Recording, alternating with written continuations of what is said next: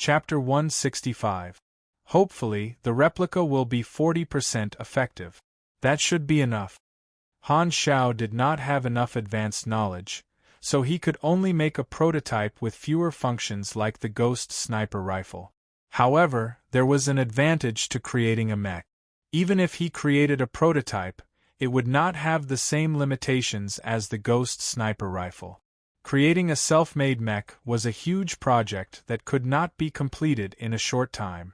Han Xiao planned to complete the various modules when he ran to the newbie village. He also wanted to integrate some new blueprints to improve the functions of the mech. The core energy was the bonfire mini-reactor. He had to wait for Lei Jinyu to order it. This was also an advanced mech, so he could not make it. Luckily, he knew other mechanics and could borrow their skills. Speaking of which, Old Man Lu's 4 blueprints were also rare items. The opportunity for the mission was to leave Black Pine, and it had not started yet. The 4 blueprints could form a set of offensive and defensive systems that could be used together with the mech. The second battle plan was the mech, and Old Man Lu's 4 blueprints could directly form the third battle plan. Han Xiao was looking forward to it. The 3 battle plans complemented each other, and the mech's attributes were very strong. Even if he faced Bennett, he would not have to be afraid. As long as I finish running to the newbie village and get a huge amount of experience, I can start to do something big.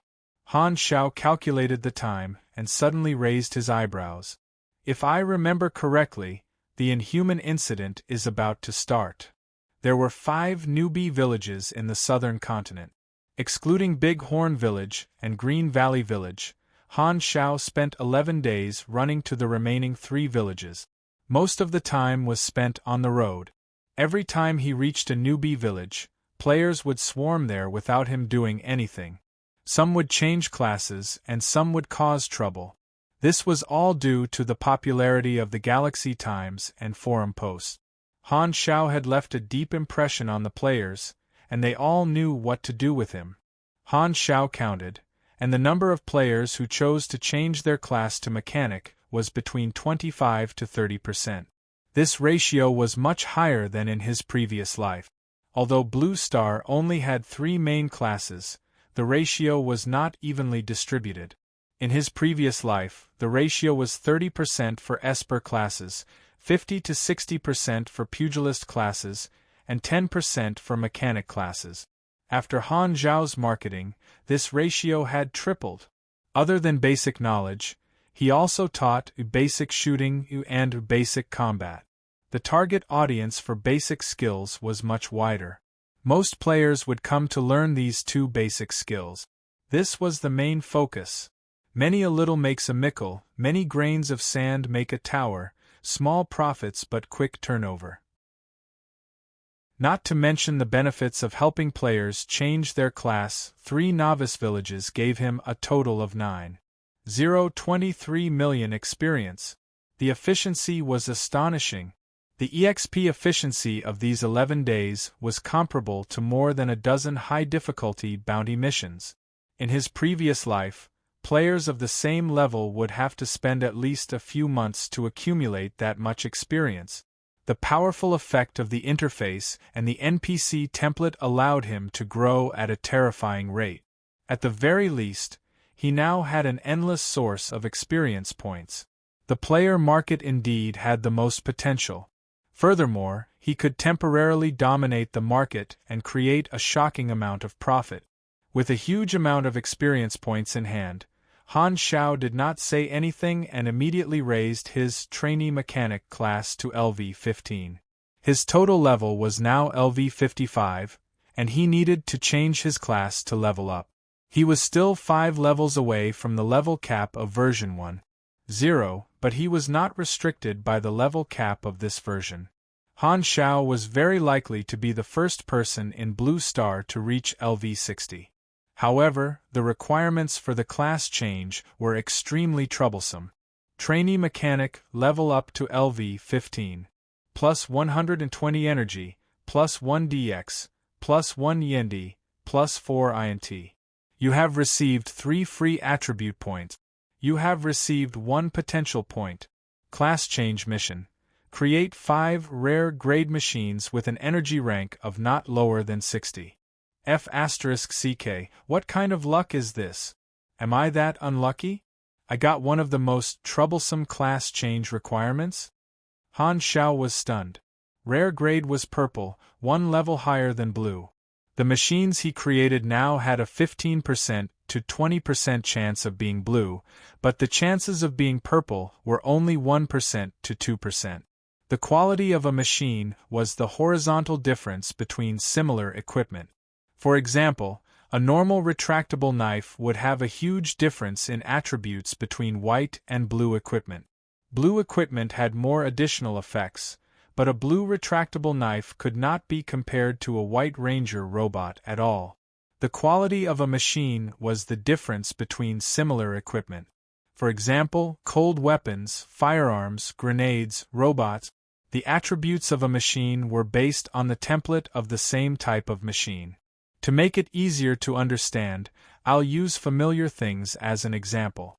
For example, a high-quality shaver can be very smooth and comfortable when shaving, but it can't be used for cooking. That's the reason. Different types of equipment have their own functions, and each profession has its own specialization. The higher the quality of a machine, the harder it was to increase its quality. Intelligence affected the quality of the finished product, and it was the core attribute of a mechanic. It was easier for high-level mechanics to create high-quality low-level machines. However, the class change requirement of energy rank of not lower than 60 prevented him from using low-level machines to increase the quality of the machines. He had to create purple machines that matched his level. This kind of class change requirement was known as one of the most difficult requirements because normally, when one had just reached the upper limit of one's level, they would not be able to steadily create machines of sufficient quality. It was either to try luck or to increase one's skills or obtain talents. No matter which one it was very time-consuming. Han Zhao's face was as black as the bottom of a pot in various ways. The class change was difficult, so he used EXP to increase his skills and fuse blueprints, especially blueprints. This was a bottomless pit of EXP. Han Xiao spent almost 5 million EXP to level up 5 times in a row. Of the remaining EXP, he left 2 million for knowledge fusion and threw the rest into his skills. This time, he maxed out intermediate machinery affinity and basic refinement. Intermediate machinery affinity was the core skill, and its cost was very high, but its effect was very obvious. Machinery affinity affected the quality of the machine, which was beneficial for completing the class change mission. Experience is fleeting. Comes and goes quickly. Han Xiao let out a sigh of relief. He felt very satisfied that he had spent a huge amount of EXP in one go. After clearing the novice village in southern continent, Han Xiao decided to go to western continent.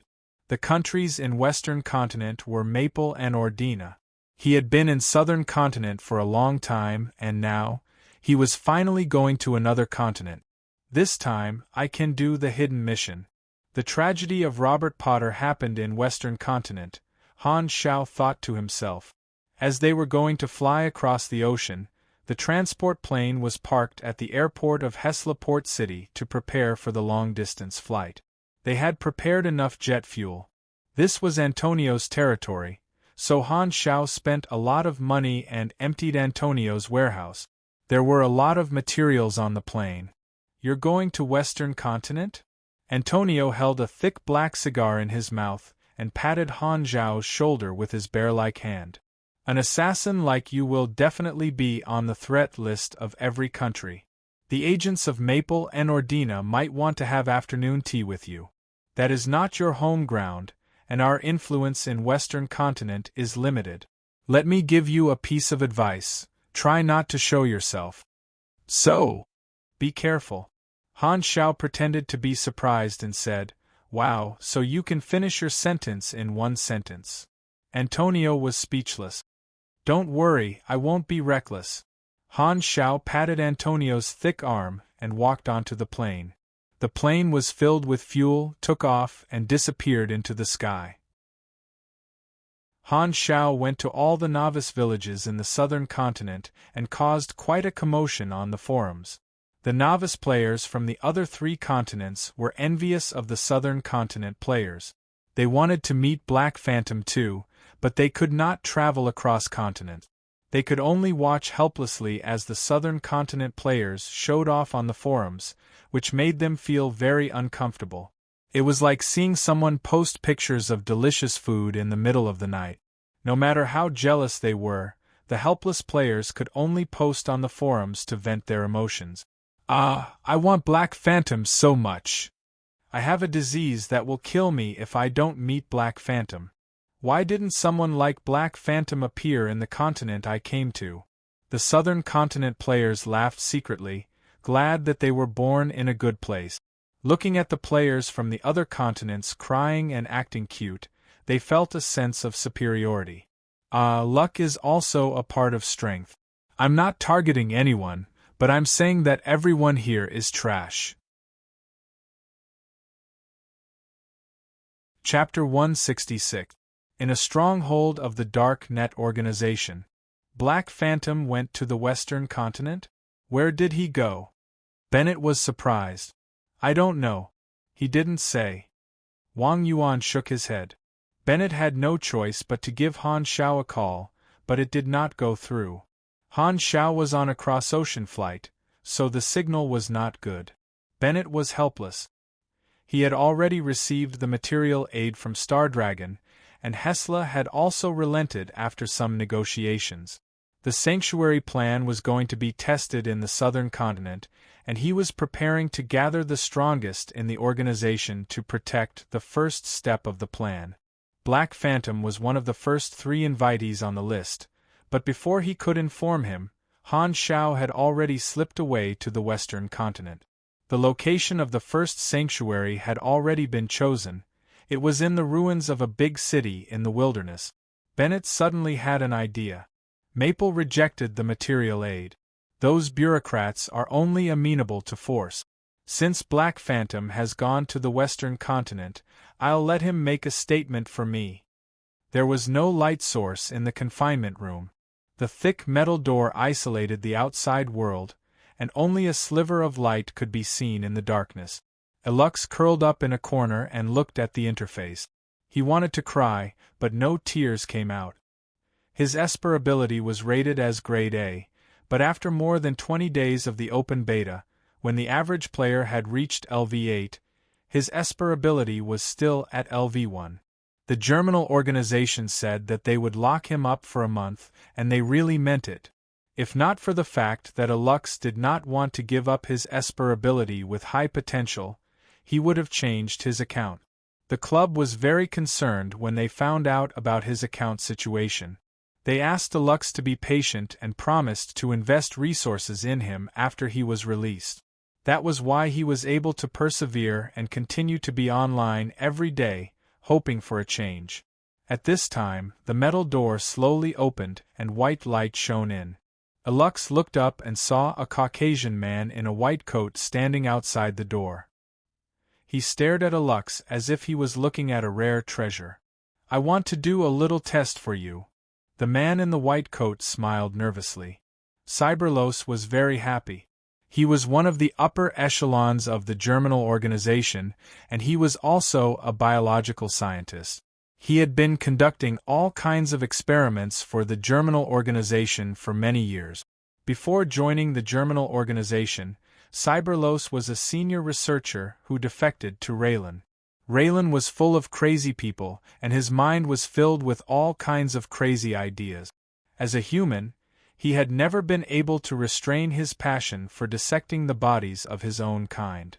He did not care about the difference between factions, and as long as someone funded his research, he would join that person. In the end, he was absorbed by the Germinal organization. Therefore, the Germinal organization provided resources and supported Cyberlos to put all kinds of crazy ideas into experiment. He was the person in charge of the Valkyries, super soldiers, genetic modification, and other unethical projects. There were also other darker experiments. Just the mention of the names was enough to make normal people feel disgusted and perverted people feel excited, such as cross-species breeding, human-beast fusion. After many years of research, Cyberlos had conducted no less than 100 experiments and seen thousands of human subjects with special talents. Among them, only 2 subjects attracted Cyberlos' interest, and they were both espers. One of them had an incredible healing effect, and it could even make a dried corpse look alive again. However, without a soul, it could not be revived. This was also the first time Cyberlos knew about the existence of souls.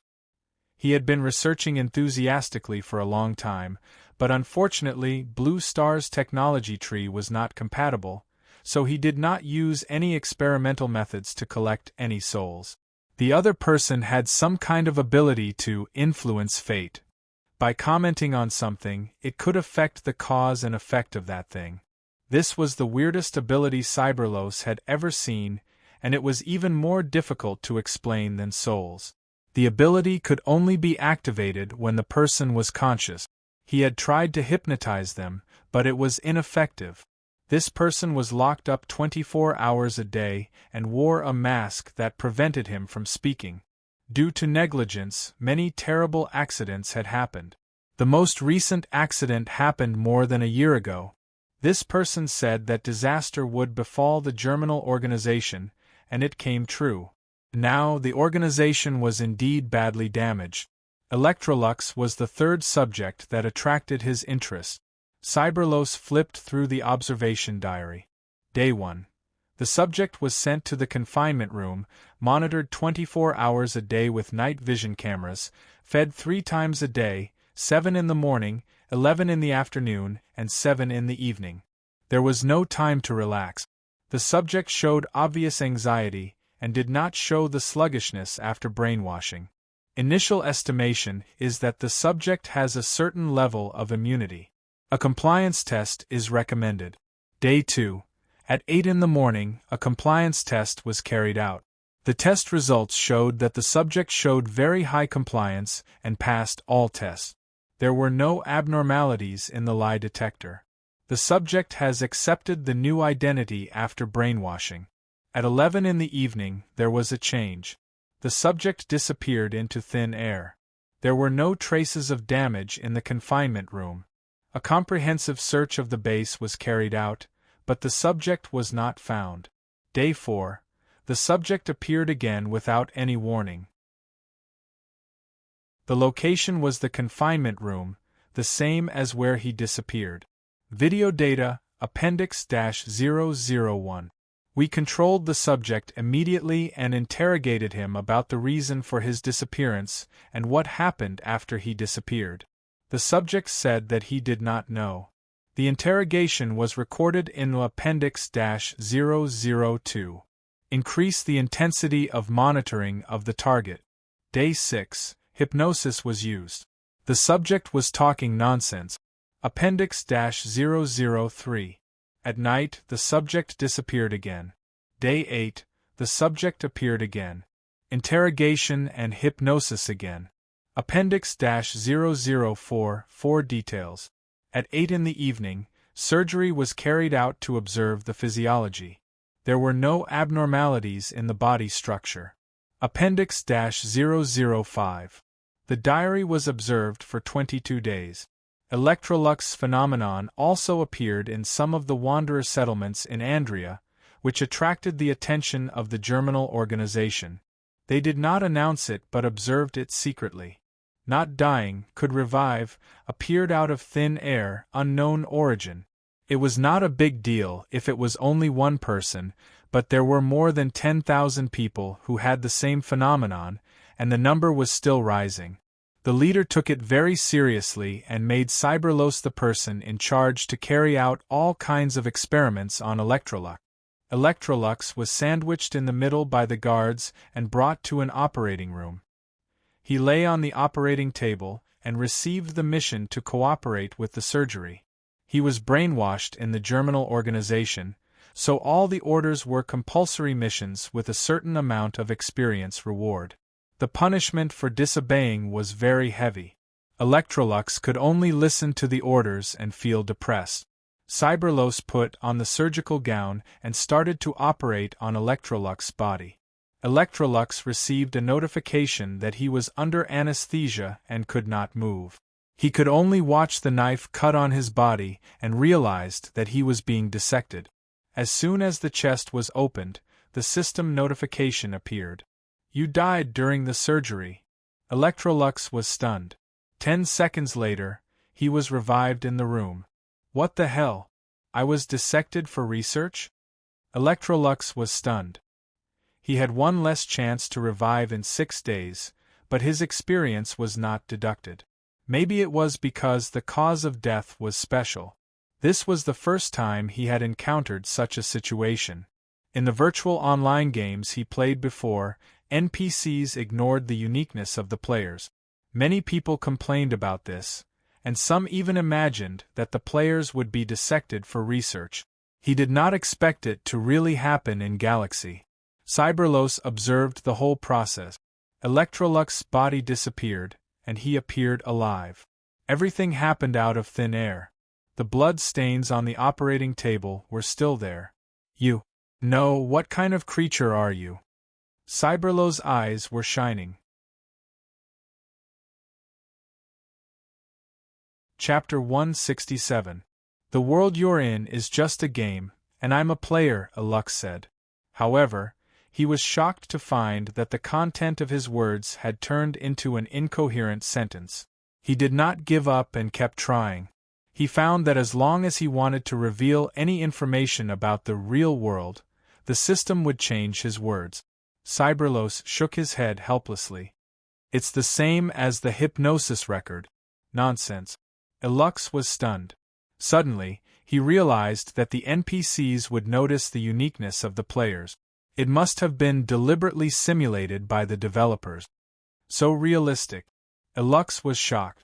To be able to give him the illusion that the NPCs were real people, the immersion of Galaxy was off the charts. He understood the meaning of the name of Galaxy version 1.0. The developers wanted the players to become descenders and experience the feeling of joining another real world. So, they restricted the players from revealing information about reality to prevent ruining the immersion? He remembered a very old online game where the players from 2 factions could not chat with each other in the game due to language restrictions. It seemed to be called the World of Divine Beast. That must be it. Elux was certain. Even if he felt that the NPC's curiosity toward the players was simulated, his eyes still lit up. Aside from his identity as a professional player, Elux himself was very interested in Galaxy. He could not wait to know what would happen next. How would the NPCs react when there were more and more players? The guards brought Elux back. Cyberlos stayed in the laboratory to collect blood from the operating table. After testing, he was no different from a normal person. His eyes flashed as he pondered. Elux's phenomenon, let's call it the inhuman phenomenon. What is the origin of the inhuman phenomenon? Why is it spreading? Most of the Inhumans appeared out of thin air, and there are no records in the database. Could it be that a new race was born? Or is it the effect of some kind of Esper ability? Or is this the projection of a certain advanced civilization? Cyberlos turned on the computer and opened a top-secret file. After verifying his fingerprint, iris, and the password that he changed every day, he opened a document. This was a copy of the Treaty of Contact between Universal Civilizations, 7th Revision. Blue Star had come into contact with the Godora civilization and obtained a lot of knowledge about the universe. The Germinal organization also had a copy of this treaty. It was clearly written that the projection of a higher plane entity was an evil means to interfere with the progress of a low-level civilization. The ability to not die was very similar to the description of the projection technology in the treaty. If it was true, then this would be the invasion of an advanced civilization. No, an advanced civilization with physical projection would not need to go through so much trouble to invade. The logical explanation was that Blue Star had become a testing ground for a certain civilization, and if a civilization fell behind, they could only be bullied by others. Cyberlos, on the other hand, was not angry at all. He was excited. The unexpected phenomenon gave him passion. If the number of Inhumans continued to increase, the Blue Star's situation would change drastically due to the fact that they could not die. Inhumans can be brainwashed, and they are highly obedient. However, when asked about the origin of the Inhumans, they will talk nonsense. I guess it is an instinctive reaction or an unknown language. More experiments are needed to prove it. The transmission of the Inhuman phenomenon was unknown.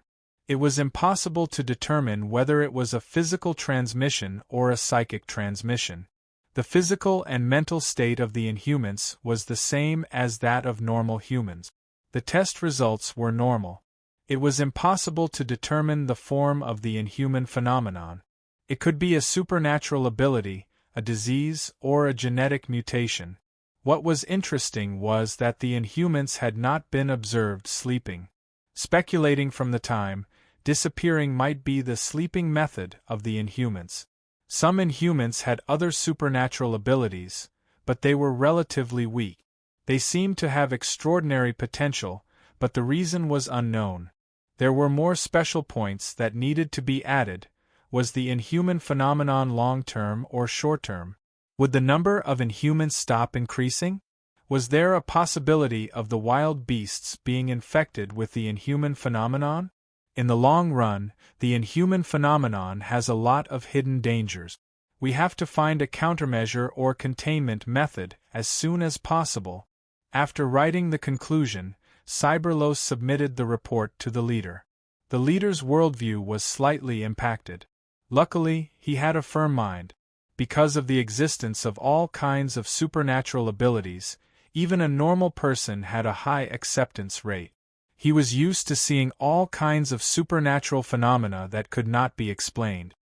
The 6 nations will notice the Inhumans sooner or later. In front of this phenomenon, the importance of being our enemy will be secondary. The 6 nations will definitely contact the galactic civilizations and ask about the cause of the Inhuman phenomenon. They won't have time to start a war, so I have time to breathe. The leader was also very interested in the cause of the Inhuman phenomenon, but he could not contact the galactic civilizations. However, he found the most important problem, which was that the Inhumans could be brainwashed and were highly obedient. When the conditions were right, he naturally had an idea. This is a natural cannon fodder. Andria was the territory of the Germinal organization, and they had absolute control. The leader ordered to capture the Inhumans and bring them back for research and brainwashing. Inhumans had also appeared in the other 3 continents, but unfortunately, their bases had all been removed, and there was no one to capture them. Only then did the leader realize how much of an opportunity the organization had lost. Everything was because of Zero. He gritted his teeth in hatred and even wanted to use the killing weapon, Destiny's Child, to lock onto Zero's position. However, he had not made up his mind to take the risk. He did not know how the galactic civilizations viewed the Inhuman phenomenon. Was it rare or common in the universe? There were 4 novice villages in the western continent. The open beta had been open for more than 20 days, and the average level of the players was almost LV10. Han Xiao planned to add energy training technique to the skill list this time. The price was 10,000 experience points and 3,000 aquamarine dollars. Without the prerequisite of 10 points of affection, some of the players should be able to afford it. The plane landed in a small stronghold of Fabian in the western continent. The weather in the western continent was cold, and the first breath that Han Xiao took after he got off the plane made him feel uncomfortable. In the past 10 days, he had created the frame of the Viper mechanical suit, which was an endoskeleton formed by P0 nanomuscle fibers. It looked like a thick black bodysuit, and the wrinkles were all muscle lines. Han Xiao tried it on once, and it was very light. He already had the basic enhancement of his physical fitness. For example, when he punched, the fibers in the mechanical suit would produce elastic force as they were stretched and twisted. This elastic force would be condensed in the direction of the punch through the conductive module, increasing the strength of the punch. It was like gaining a new layer of muscles and tendons, and it was more flexible than an endoskeleton. The user could do whatever he wanted. It was still in the testing stage, and other materials needed to be added to prevent the loss of strength. Han Xiao spent a lot of EXP and used advanced materials science to fuse with other basic knowledge to obtain some useful materials. He had the frame of the mechanical suit, and the most important part was the energy system. The bonfire mini-reactor was an advanced equipment, and he had asked Lei Jinyu to buy it. The seller happened to be in the Western continent, and Han Xiao had chosen to come to the Western continent to get the goods. Mechanical suits were a way to increase one's combat power quickly. As long as he could replicate the Viper mechanical suit, his combat power would increase tremendously. Let's go to the novice village to get the EXP first. Han Xiao marked the location on the map and passed it to the pilot. At this time, his phone rang, indicating that he had received a message. He opened it and saw that it was a bounty from the Blood Pact Society. Black Phantom, this is a bounty from the upper echelons of the Dark Net. Your mission is to sneak into the mansions of a few Maple officials and leave behind a few documents. Someone will meet you in the Western continent and pass the documents to you. The following is the location of the meeting and the specific information of the Maple officials. Han Xiao raised his eyebrows and called Bennett directly. Hey, what are you doing? It was good to know the upper echelons. One phone call and he could ask directly. Compared to the other assassins, he was considered to have connections. Maple rejected the material aid because these officials are obstructing us, Bennett said. They are in charge of the financial budget. You know the situation in Maple. It's like touching the little treasury of these officials, and they are against it with all their might. What material aid? Han Xiao raised his eyebrows. He had a hunch. I haven't mentioned it to you yet. The organization is preparing for a large-scale project, codenamed Oi Sanctuary. Originally, there was a 1-year preparation period, but the war is about to break out, so we can only plan ahead and ask for material aid from various countries. Only Maple rejected it.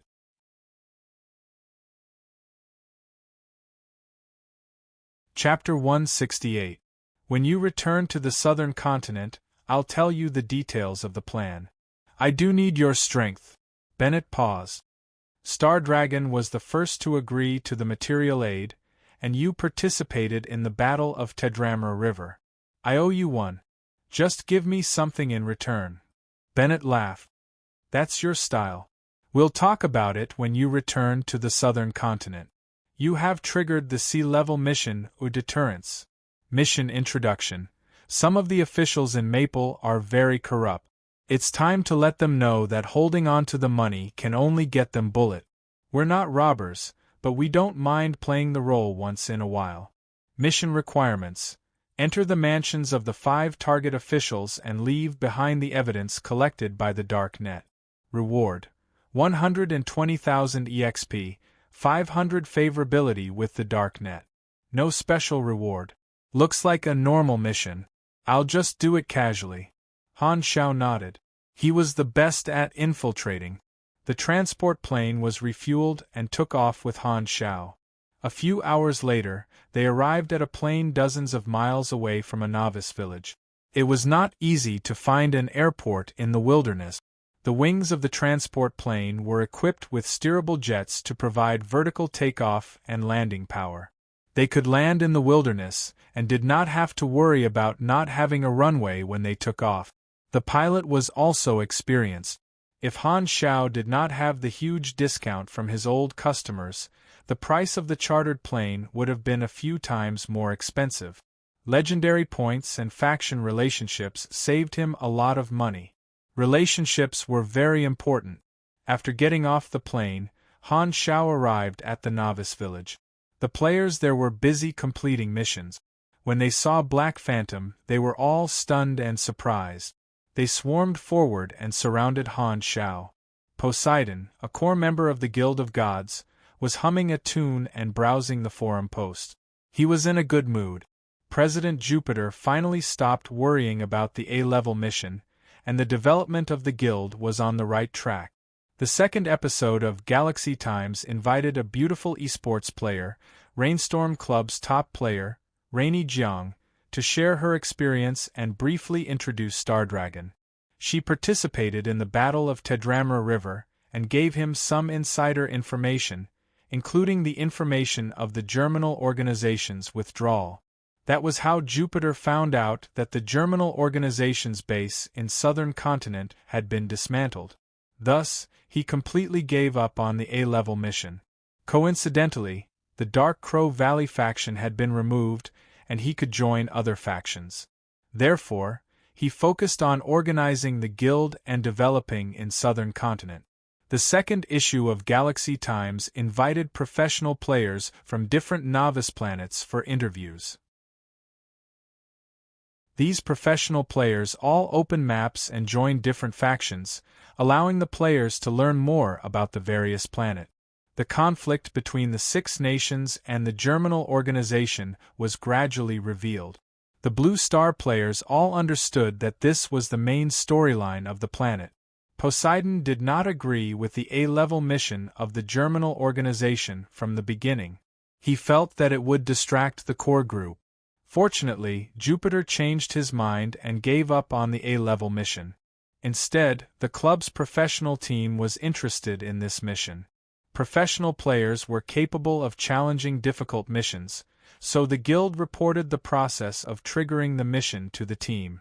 After some discussion, the club decided to choose a quasi-first-rate player to descend to Andrea and look for the Germinal Organization to trigger the A-level mission. The guild would provide resources and intelligence support to help the player complete the mission. If the player really succeeded, the club would have another account with potential. Even if the player did not succeed, it would not be a loss. The player was the face of the club, and famous players had a higher status than the guild. The quasi-first-rate player was also quite famous. When he came to the guild office to chat, Poseidon asked for a few autographs and was very happy. Furthermore, the club was very satisfied with them for triggering the A-level mission in the novice stage and gave them some bonuses. The bad luck of the guild was over, and Poseidon was in a good mood. Speaking of the development of the guild, Black Phantom had to be mentioned. Most of the members of the Guild of Gods were born in southern continent. With the support of the guild, they all benefited from Black Phantom. Black Phantom only appeared in southern continent, which gave the players of southern continent a huge advantage, and the guild also benefited a lot. Many of their opponents were born in other continents, and the Guild of Gods was ahead of them, so the situation was very good. The core members of the Guild of Gods were secretly delighted when they heard the envious and jealous remarks of their old rivals. They felt a sense of superiority. Suddenly, a large number of new posts appeared in the Blue Star section of the forum, and the content could be summarized into one sentence. Black Phantom has come to Western Continent. Poseidon's heart skipped a beat, and he quickly opened the posts one by one. After reading them, he was sweating profusely. The little bit of joy in his heart disappeared, and he could not believe it. Is Black Phantom going to go to all the novice villages? If that was the case, all the players would be equal, and the advantage of the guild would be gone. Poseidon hurriedly informed the president and the other core members in the channel, and they were all shocked. Jupiter was very calm. He pondered and said, "You can't say that. We learned the skills in advance and can complete missions with more rewards, so we still have a small advantage. The behavior of NPCs is uncontrollable, so don't force it."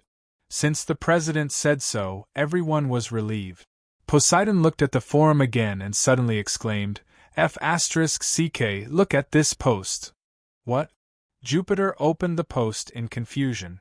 The content was a screenshot of the skills taught by Han Shao, and the focus was on the energy training technique. Seeing the effect of the skill, everyone's jaw dropped. Godly skill. Energy was a key attribute, and it directly affected one's combat power. Now that the new players lacked energy, they could not support the consumption of their Esper abilities, and Espers needed this skill the most. Jupiter was an Esper. He was envious, but he suddenly realized a serious problem. Wait, Black Phantom did not teach this skill in the southern continent. Everyone was dumbfounded. Could it be that the more Black Phantom went to the novice villages, the better the rewards were? So, the southern continent players were at a disadvantage? What the F***ck? This is not superior, it's unlucky. The core members of the Guild of Gods were frustrated. Why is this feeling of being unlucky so familiar? It's back, everything is back. On the forum, the Western Continent players were jumping up and down like stray dogs that had taken aphrodisiac, showing off. They had been suppressed by the Southern Continent players for so long, and now it was the Southern Continent players' turn to feel bad. The opportunity that they thought was unique to them turned out to be available to everyone. Especially when they saw the new skill energy training technique. Taught by Black Phantom, the Western Continent players were overjoyed, and the Southern Continent players were tired and upset. Every dog has its day, and the Southern Continent players were the ones who were envious and jealous. So angry, why didn't Black Phantom have this skill before? I want to learn it so much. Isn't he a mechanic instructor? How can he have such an awesome skill? Even I, an Esper, am tempted. Other than the boasting and complaining posts, Black Phantom's appearance in the Western Continent also caused the players to speculate. It looked like he was going to visit all the novice villages. Could it be that Black Phantom was actually an official novice guide? But the other novice planets did not. However, people's imaginations were endless. Once they decided on a result, they would find all kinds of reasons to prove it. There were endless guesses. Occasionally, players from other novice planets would come to the Blue Star Forum and complain about the unfairness. The Blue Star had a novice guide to destroy the balance of the game, but it would soon be drowned by the sea of people. The biggest supporters of this theory were the players from the Northern Continent and Andrea. Looking at Black Phantom's actions, it might be their turn next. They could not wait to show their faces in front of Black Phantom. Do you see our little expectant eyes? Hurry up and come. The players from the Western Continent were like celebrating a festival. Some players who had left the novice village to explore the map heard the news of Black Phantom's arrival and rushed back to their original novice village to wait for Black Phantom's arrival. Energy training technique had become a hot topic.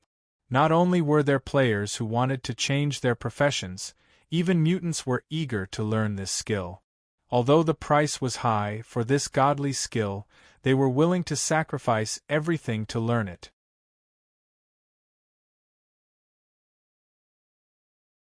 Chapter 169. Han Shao had foreseen such a situation. Everyone would be able to learn energy training technique. The first time they advanced, but the players did not know about it. 4 players who were currently LV 8 or 9, this was a godly skill. The increase in energy was more than what they gained from leveling up. Some players had not even changed their main class, so they needed skills that increased energy. Blue Star was the base camp of the Chinese players. Han Shao seemed to be cheating the players by teaching them a skill that they were bound to learn, but in reality, that was not the case. One had to know that if they had a small advantage in the early stages, it would snowball and grow stronger. Looking at it from another perspective, Han Shao allowed players around LV 10 to learn a skill that could only be learned by LV 20 players. Thinking about it this way, his actions were a win-win situation. Not only would he earn a huge amount of EXP, but he would also allow the Chinese players to be ahead of the players from other planets. Perfect. Han Shao was very satisfied with his plan. Why would he cheat the players? It was all the prejudice and misunderstanding that the world had about him. He loved his country so much. Back then, his father had almost named him Xiao Aigua or Xiao Zhenbang, but he had changed his name under the pressure of the Tigress. Energy training technique. Required 10,000 EXP to learn, and the profit it contained made Han Zhao's heart beat violently just thinking about it. He could only teach the players the energy training technique before they advanced for the first time. This was a one-time deal, and he would take as much as he could. According to the enthusiasm of the players, Han Zhao felt that the EXP he would receive in version 1.0 would be an astronomical figure. While he was running to the Western continent's novice village, Pork Bun finally released the first video on the forum. Galaxy Adventure Diary. Black Phantom 1. Pork Bun's dog was quite famous. Once the video was released, there were hardcore fans and curious passers-by who clicked on it. Finally released a new episode. It's an international practice. Hurry up before you watch it. Missing people come back to life. The title is Black Phantom. Is Pork Bun riding on Black Phantom's coattails? The program was posted in the video section of the forum. The forum was not only for chatting, but it also had other functions. In order to let the players pass the time while they were playing the game, the video section had a lot of traffic. With the addition of the old fans, the number of viewers kept increasing. The opening was an edited promotional video with some screenshots of the scenery. When the movie started, the first thing that appeared was a third-person view of Pork Bun Dog. This was a viewing function that came with the game, so one could check the appearance of the movie. The background was the Black Pine settlement. Pork Bun Dog waved at the camera and opened his mouth to recite a poem.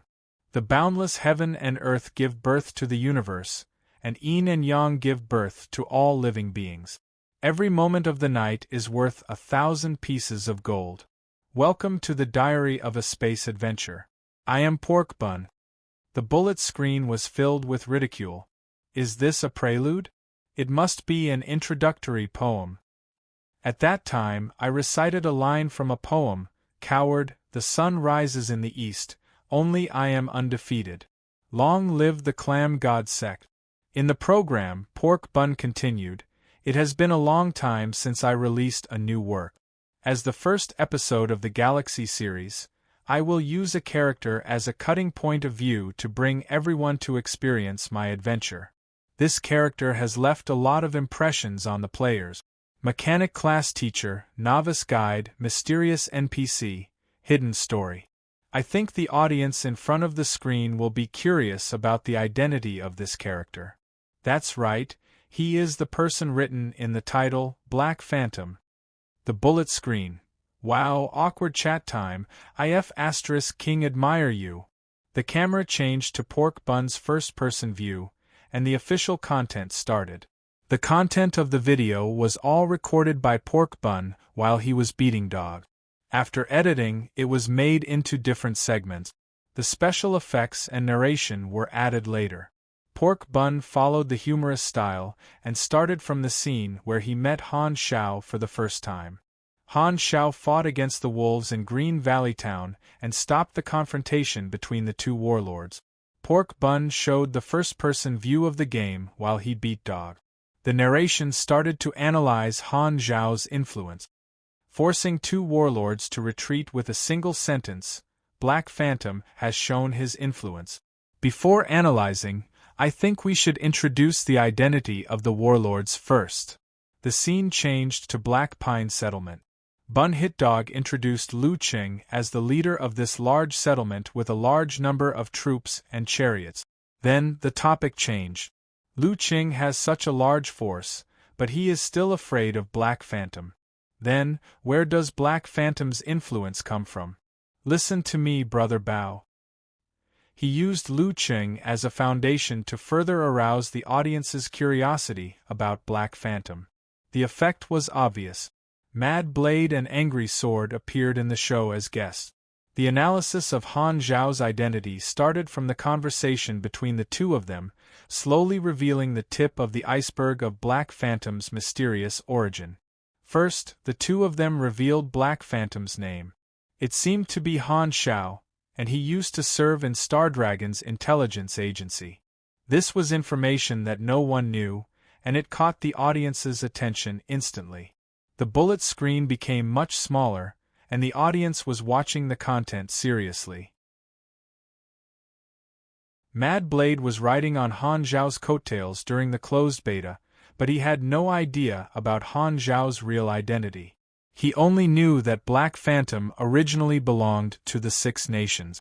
For some unknown reason, Black Phantom left Stardragon and joined the Dark Net and Blood Pact Society. This information came from a strong enemy, Lu Qing, who was also extremely deadly.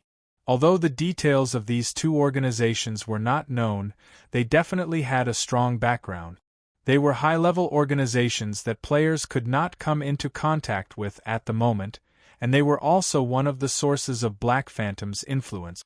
Pork Bun and Mad Blade also thought that the key reason why people were afraid of Black Phantom was because of his strength. At the player's level, they could not see the exact attributes of high-level characters, but they had seen Han Shao kill other, extremely deadly NPCs more than once. Just based on this, they believed that Black Phantom's strength was at the top level among NPCs. Going against the Germinal organization was Black Phantom's biggest goal at the moment.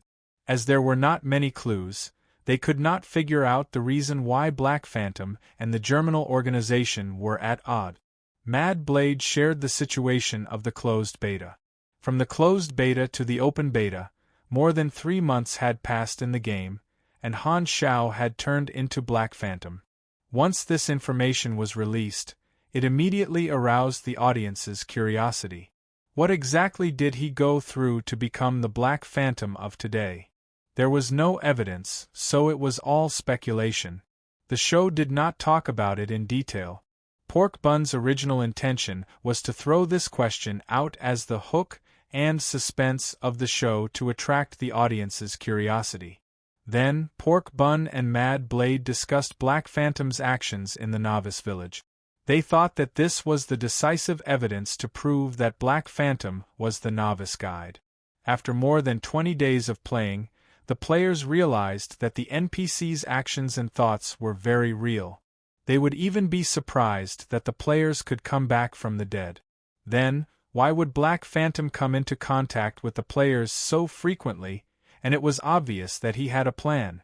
There must be a special reason, but the show only mentioned it briefly.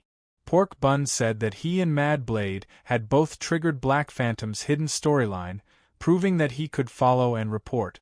At the same time, he introduced the various benefits of Black Phantom and recorded the scene of Han Shao giving Mad Blade and Angry Sword 2 high-quality guns. They also followed Black Phantom to Black Pine, a map that was more advanced than the Novice Village, and they could receive missions with rich rewards. The screen was full of people showing off their benefits, and the audience was very envious. Those who could trigger Black Phantom's hidden storyline were all lucky kings. Eat the spear, you bastard. Suck. I heard that you have to hold it in your mouth to be lucky. At the end of the show, Pork Bun said. There is only one episode of the Black Phantom series for now. The next episode may be about something else. After all, Mad Blade and I are now in Black Pine. But don't worry, I will continue to follow and explore Black Phantom's past and present life. So, to all the dog viewers, let's meet again in the next episode. The audience who watched the show in one breath only had one thought. Amazing! The screen was Bun Hit Dog's first-person adventure, and the commentary at the side was from Black Phantom's perspective. It introduced a lot of information that normal people would not know and threw out more world backgrounds and anecdotes. There was a lot of solid information, and it answered a lot of questions. Also, the style was relaxed, and it was imaginative, and it came up with all kinds of interesting speculations. The audience was very satisfied and went to other posts to recommend it, making more players join in. Pork Bun's first episode's theme was very good. It happened to be when Han Shao stepped into the Western continent and made his presence known on the forum, and it was at the peak of popularity. Pork Bun's video gained a wave of popularity, and the number of viewers was increasing every second. The first episode was completely popular. Pork Bun was very surprised. It was a very good decision to choose the theme for this episode. The video became popular because of Han Zhao's popularity, and not only that, but it also helped and increased Han Zhao's popularity.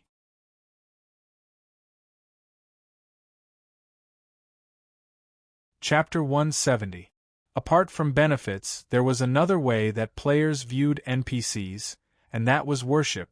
This relationship originated from the fondness of the character, the popularity of the character, or being impressed by the character's experience, thus forming a fan base.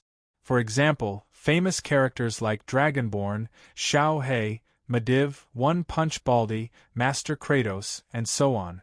If players were fond of or worshipped by these NPCs, they would have certain inclinations in certain decisions. For example, they would give up on quests from opposing factions and follow famous NPCs into battle. Female, weird, and perverted characters had a natural advantage in this aspect, and Han Xiao was very confident in this aspect. However, without the support of benefits, this kind of relationship would not have a substantial effect. If he wanted players to fight for him, benefits were important. He understood the nature of players. They might temporarily help famous NPCs for fun, but if there was no benefit, they would leave sooner or later. Fortunately, his strategy had both benefits and fame. He had to grab hold of both hands and be tough on both. Han Xiao also watched Pork Bun's video. This was exactly what he wanted Pork Bun to do. Through the video, he would throw out some clues and attract more players' curiosity and speculation.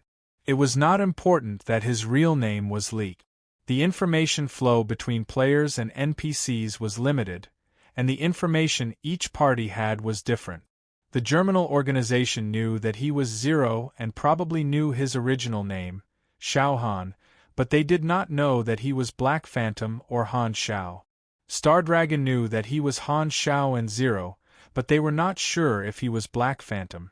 The players knew that he was Han Xiao, Black Phantom, who had served in Stardragon, but they did not know that he was Zero. Oh, the players did not know about Zero yet. The Dark Net knew that he was Black Phantom, but they did not know anything else. Every organization only had one-sided information, and if one's identity was exposed one day, all he had to do was change his face, and nothing would happen. Once he was strong enough, he could reveal all his identities and accumulate a qualitative change in energy, which would allow his legendary points to rise to another level. As the saying went, if one wanted to survive, one had to rely on a smurf account. That was how it was. Ever since the open beta, Han Zhao's name had been dominating the Blue Star section of the forum. His exposure rate was very high. Just like celebrities, exposure would deepen one's impression of him. His fame was gradually changing from a short-term effect to a long-term position in the hearts of the players. The situation was great. His actions, coupled with the promotion of various videos, made his popularity rise every moment. However, Han Technician was used to preparing for a rainy day. He faintly felt that there was a bottleneck in increasing his influence. Although the currently displayed functions were popular with players, they lacked interaction with the player's storyline. Only by moving closer to the main storyline would the players take the initiative to contact him. Therefore, he had his eyes on Bennett's main storyline.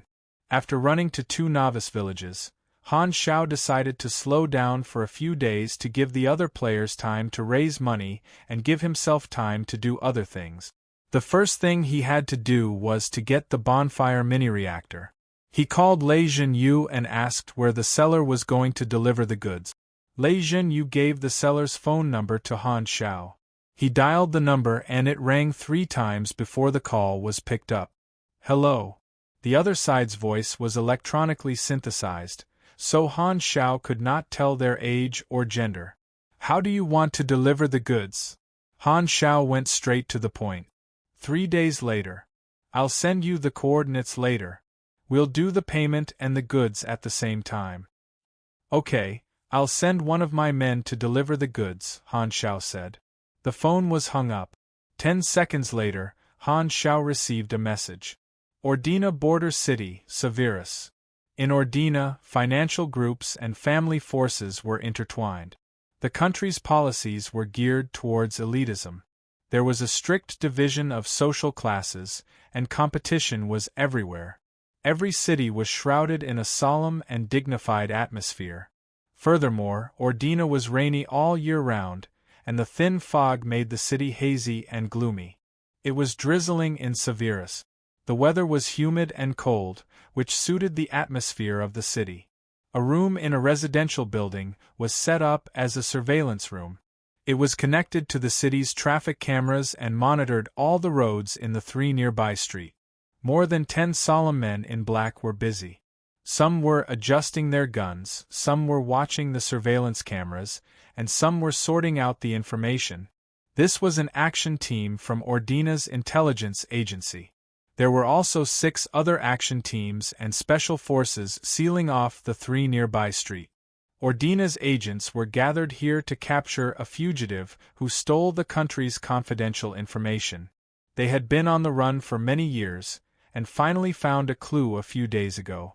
The target would appear in Severus to make a deal with a third party. The source of the information was reliable. It was the work of the hacker department. They hacked into the lines and picked out the suspected target's key calls from countless intercepted calls. Keep monitoring. Snipers are in position at all times. Wait for the target to meet up with the trading party, and then we'll take him down in one fell swoop. The higher-ups suspect that the target's trading party could be a domestic political financial group. We need evidence, the chief commander said in the earpiece. The target is very cunning. Mr. Mag, you're the last insurance. Please be prepared to attack at any time. A faint hum came out of the earpiece. Mag was Ordina's ace agent. His position was similar to Seagull City's M.O. Ran. He was sent as the insurance for this mission, which showed how much importance Ordina placed on this mission. The plane couldn't land in Ordina's city, so it was parked at a place far away. Han Xiao used his electromagnetic hovershoes to travel for a day before he finally arrived at Severus on foot. At the border of Severus, there was a long line of wanderers entering the city. Ordina's soldiers were standing guard and patrolling. Their equipment was different from Star Dragon's. They were all wearing tactical masks, so their faces couldn't be seen clearly. They looked very solemn. No one in the line spoke. There was only the sound of footsteps moving forward. It was like a concentration camp. The rendezvous point is at Severus. Han Xiao had changed his appearance and clothes, but all his equipment was still on him. He was itching to go through the checkpoint, so he could only rely on the snake heads to sneak in. With the threat of guns and enough aquamarine coins, the smuggling went smoothly. Even though the border was heavily guarded, it couldn't exterminate the existence of the snake heads, just like how humans couldn't exterminate cockroaches. Han Xiao walked on the streets of Severus. At this time, he was fully dressed to hide the equipment on his body. He was also carrying a large backpack with guns inside. The rain sprinkled on his white hooded raincoat, and his face was hidden under the hood. Han Xiao had changed his face. Of course, he would not show up in Ordina with his original face or Black Phantom's face. Antonio's warning was reasonable. Han Xiao did not want to make any mistakes in this transaction. Luckily, he had always been low-key. The rendezvous point was a cafe by the road, seat 7. As the buyer, the seller might not show up if he didn't show up first. Han Xiao sat in seat 7 and glanced around the cafe. Soothing music was playing on the radio, and it was misty outside the window.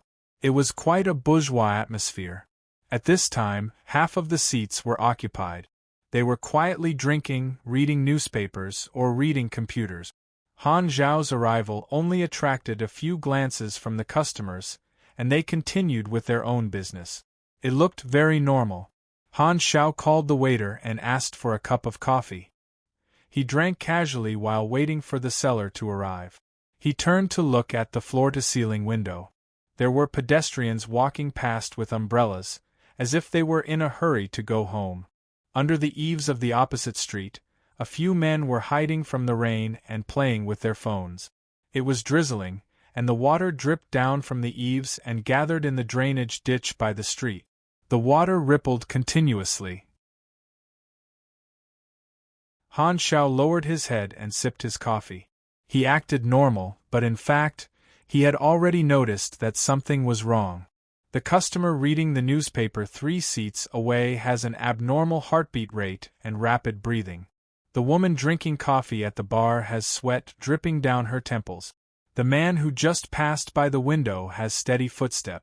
When he passed by the floor-to-ceiling window, he deliberately slowed down by 30%.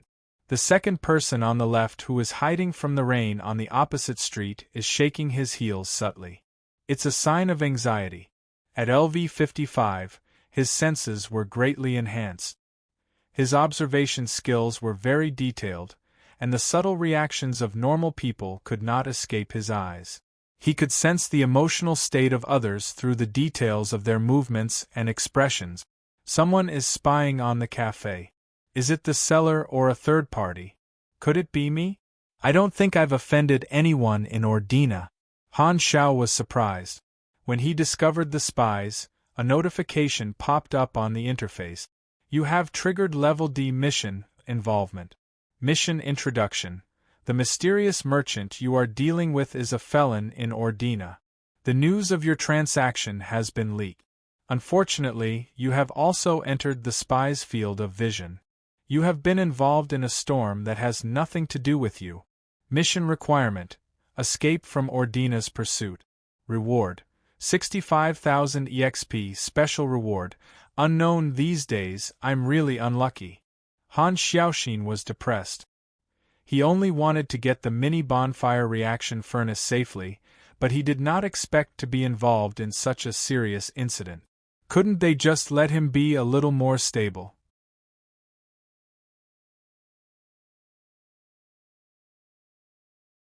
Chapter 171. After waiting for a few minutes, a man walked into the cafe and sat opposite Han Xiao. He was wrapped in a dark green trench coat, wearing a pair of sunglasses and a hat. A scarf was wrapped around his neck, covering the lower half of his face. The man carried a metal suitcase and placed it on the table. He stared at Han Xiao without saying a word. The seller knew that the buyer was Black Phantom, but Han Xiao was a stranger. Han Xiao and the seller stared at each other for a while, confirming each other's identities in silence. Which stranger would not say a word and just stare at each other like idiots? The seller entered the password and opened the briefcase to Han Xiao. There was a small circular device inside the briefcase. All kinds of wires were exposed to the air, and the structure was complicated. In the middle of the device was a bulging cylinder with a black metal shell. There were red lights flashing in the gap.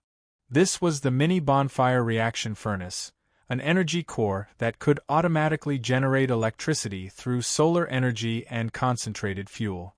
It was an advanced energy branch equipment and also a super equipment. Energy could also be used as fuel to convert into energy.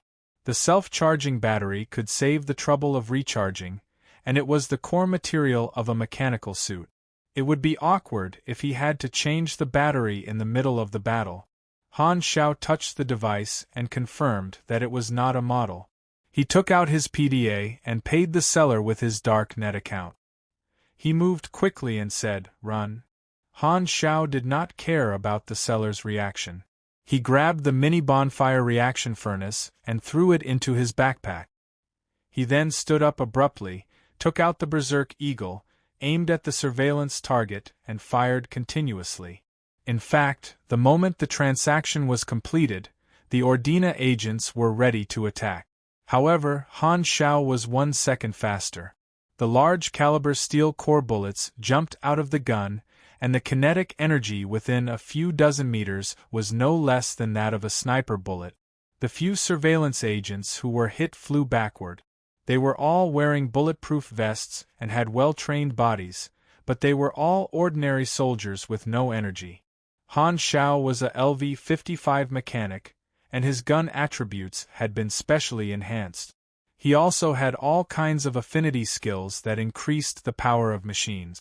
One shot was all it took to make these surveillance agents lose their ability to fight, heavily injuring them and making them unable to move. The seller did not hesitate and immediately smashed through the floor-to-ceiling window. The glass shards fell to the ground. He ran as fast as he could. His movements were nimble, and every step he took covered a few meters. He was also a superhuman. Han Shao fled in another direction. Splitting up would allow him to divert the enemy's strength. "Bastard, who are you dealing with?" The commander of Ordina was furious. He didn't expect the buyer to be that strong, but he was able to detect the danger in advance. Han Zhao's sudden appearance had messed up the plan.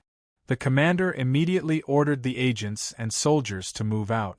The troops on standby were divided into two groups, one to track the seller and the other Han Shao. There was a puddle of water on the street. Han Shao skimmed past quickly, stirring up a large splash. Dense footsteps sounded all around him. Agents appeared from alleys and buildings and fired in his direction. The pedestrians on the street screamed and ran for cover. With the magnetically controlled retractable armor on his body, the bullets bounced off and sparks flew everywhere. Han Shao had two guns in his hands. While he slid, he shot at the agents who were flipping over, without missing a single shot. Suddenly, Han Shao felt a stagnation under his feet. The puddle of water had actually reached his calves and slowed him down. The superhuman agents of Ordina have made their move. Han Zhao's eyes flashed.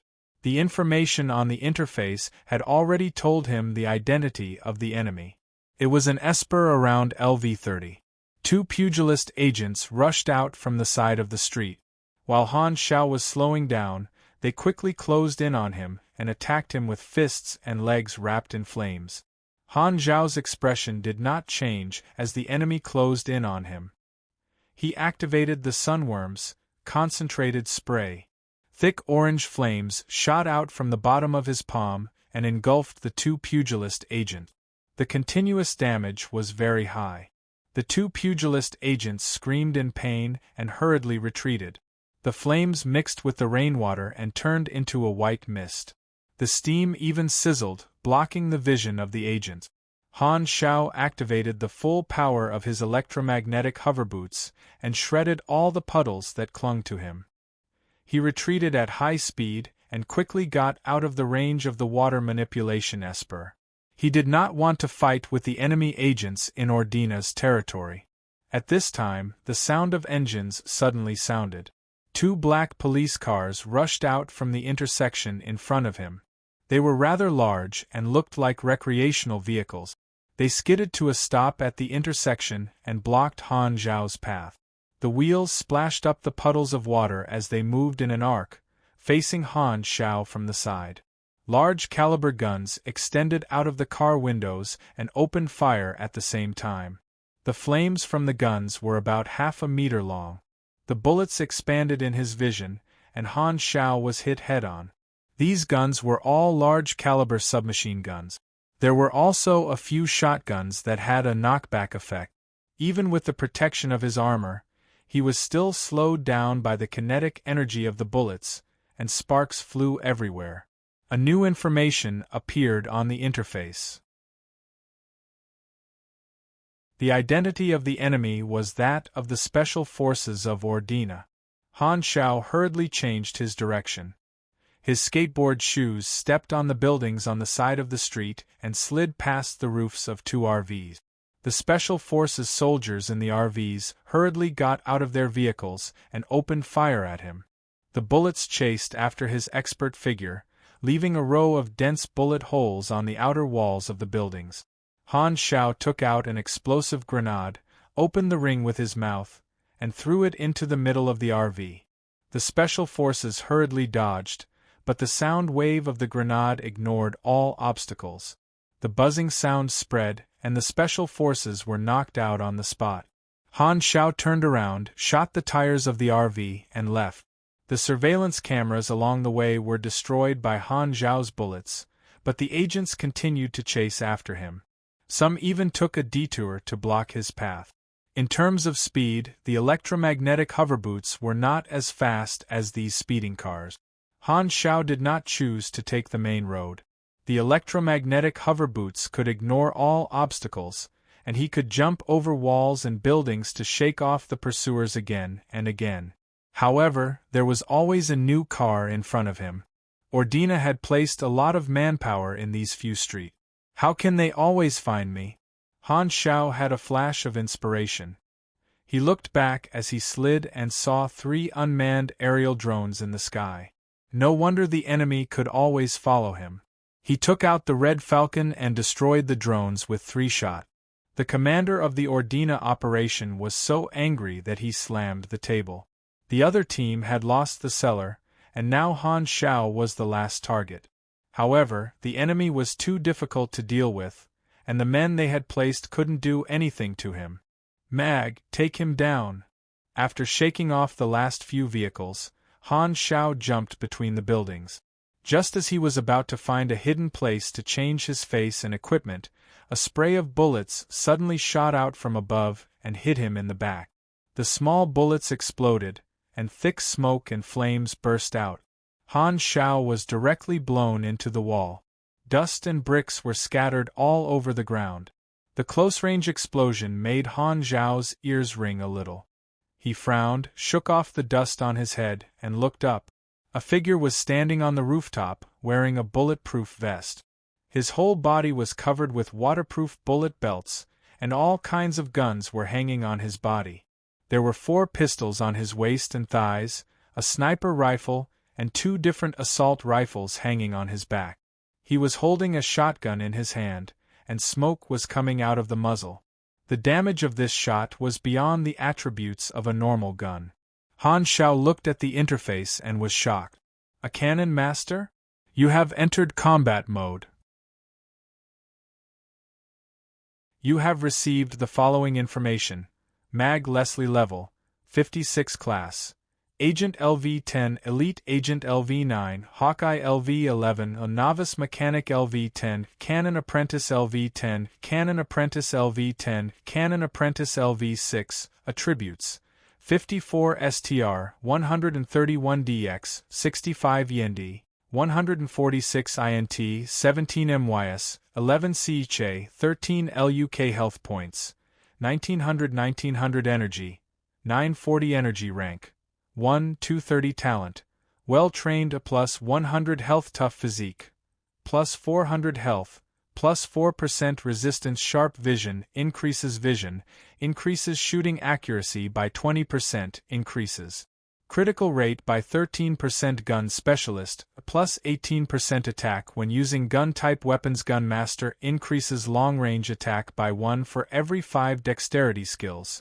Explosive Shooting LVL-5, Slide Shooting LVL-4, Fireworks LVL-2, Ammo Pour LVL-3, Basic Shooting LVL-10, Precise Shooting LVL-8, Recoil Strafe LVL-5, Hawkeye Lock LVL-1, Intermediate Gun Affinity LVL-8, Clip Continuation LVL-5 Equipment, RX-108 Assault Rifle, Quality White, Attack 41 to 48, Fire Rate 5. 6/S, Maximum Fire Rate 8. 9/S, Effective Range 380 meters, Magazine Capacity 30, Energy Level 41. Foot Butcher Assault Rifle, Quality Green, Attack 71 to 85, Fire Rate 3. 4/S, Maximum Fire Rate 5. 7/S, Effective Range 350 meters, Magazine Capacity 24, Energy Level 49. Pox Pistol, Quality White, Attack 34 to 40, Fire Rate 2. 5/S, Effective Range 80 m, Magazine Capacity 12, Power Output 28. Hook Gun, shoots out a rope with a hook, range 20 meters.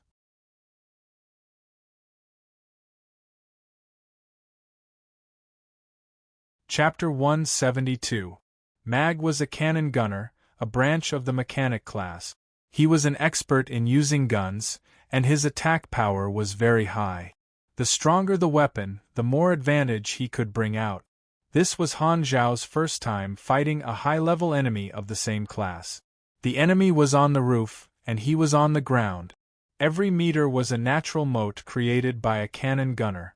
In the blink of an eye, Han Zhao completed the analysis of the enemy and the surrounding terrain in his mind, and quickly planned his escape route. A level 56 cannon gunner.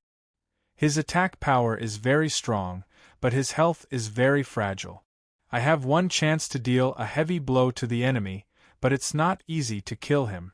Once I'm held back, the enemy's reinforcements will come immediately. I don't have any supplies, and the human wave tactic is not good for me. I have to escape quickly while I'm hurting the enemy. Han Zhao's shoes shone with a blue light, and he slid away with a whoosh. Trying to escape? Mag was expressionless. He had already noticed that Han Zhao's mobility came from his skateboard shoes. He picked up the RX-108 assault rifle and started firing. Every bullet was aimed at Han Zhao's shoes accurately. As long as the shoes were destroyed, the enemy wouldn't be able to escape. However, a layer of magnetically controlled armor quickly covered the skateboard shoes. Sparks flew and the bullets bounced off. That was close. Han Zhao was slightly shocked. Luckily, he was prepared and reacted in time to block Mag's shot. Otherwise, it would be much more difficult for him to escape if his shoes were destroyed. Taking a hit without retaliating was not Han Zhao's style. As he retreated strategically, he raised both guns to return fire. His accuracy was not inferior to Mag's, and 3 large-caliber steel-core bullets hit Mag's bulletproof vest. Mag shuddered. He wasn't good at stamina, so he could barely withstand the kinetic energy of the bullet. He endured the pain and moved between the buildings with the hook gun, following closely behind Han Zhao. Mag had the advantage of moving on the roof, so he picked up the Tiger Claw shotgun and used an explosive shot to hit Han Zhao again. The force of the explosion blasted Han Zhao into the wall again. Before Han Zhao could pull himself out of the wall, he suddenly felt a sense of danger. Without hesitation, he covered himself in armor. Mag's expression was cold as he stood on the rooftop. He held an assault rifle in each hand, and used slide shot and bullet shower to increase the rate of fire. The barrage of bullets that rained down like a storm pinned Han Zhao against the wall. The holes in the wall were spraying out plumes of lime, and the cracks kept expanding. More or less dead. Mag shot out hundreds of bullets within a few seconds, and all of them hit their targets. He even mixed in a skill. This round was a burst of power. Even if the target didn't die, he would at least be half dead. Dust and ash flew everywhere, making it impossible to see what was going on in the pit. A series of strange noises were heard. Suddenly, an invisible force field erupted from the wall. The rainwater was pushed away, forming an open area. The bullets were also bounced off and scattered all over the sky. Repulsion field drive. Han Zhao made use of the repulsive force to jump out of the hole in the wall. He held the ghost sniper rifle in one hand and aimed it at Mag from afar. The long body of the rifle was like a spear, locking onto Mag's direction. Time seemed to have slowed down. Mag felt a chill down his spine. His intuition told him that the rifle was extremely lethal. He quickly dodged, but before he could do so, Han Zhao had already opened fire. A blue light flashed past. Mag felt an irresistible force in his chest, and he was sent flying. He rolled in the puddles and fell to the other side of the rooftop. He quickly grabbed onto the roof to prevent himself from falling. His chest was in excruciating pain. He looked down and saw blood spurting out from a hole in his right chest. Even his bulletproof vest was pierced through. He couldn't help but spit out a mouthful of blood. "My lung is pierced." Mag had difficulty breathing. Every time he took a breath, he felt as if his lungs were being scraped back and forth by a steel knife. The pain made him sweat profusely. This shot was even more powerful than when he was at his best. He was horrified. His opponent's explosive power was on par with his trump card, Ordina. Where did this powerhouse come from? He had never seen such a powerhouse before. If he hadn't avoided his vital organs, this shot would have hit his eyes. If he had dodged half a second slower, the consequences would have been Mag had a lingering fear. His wariness of Han Shao had reached its peak. You have destroyed Mag's synthetic ceramic bulletproof vest. You have inflicted 772 points of damage to Mag. Mag is in a moderate bleeding state. He is losing 5 health points per second for 60 seconds. Mag's lung is pierced. Agility minus 10%. Movement minus 15%. This explosive shot was enhanced by Flaming Will and Overload, so the damage was terrifying. Han Shao panted heavily. Mag's continuous shooting had reduced the durability of his magnetically controlled armor to the warning line of 100 point. This was the first time it was close to being damaged. If it wasn't for the fact that he had strengthened the armor several times, it would have been destroyed with the defense and durability of the original version.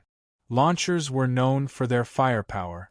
If Mag could get a more powerful gun, his attack power would be even more terrifying. Mag was already shocked that Han Shao was still unharmed after taking a round of shots. If they continued to fight, Han Shao would definitely win. However, he already heard the sound of engines in the distance. The enemy's reinforcements were coming. This is Ordina's territory. Mag knows my explosive power, so he will definitely fight with me. The most important thing now is to escape. I have already gotten the item, so there is no need for me to fight.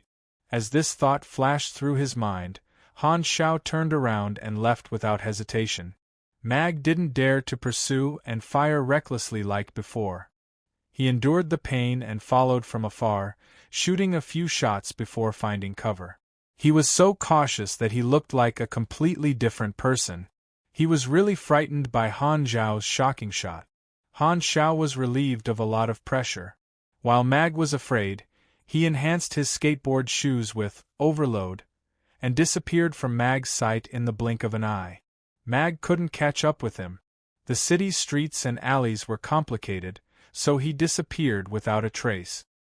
He quickly called his colleagues to check the city's surveillance, but the other party seemed to have disappeared.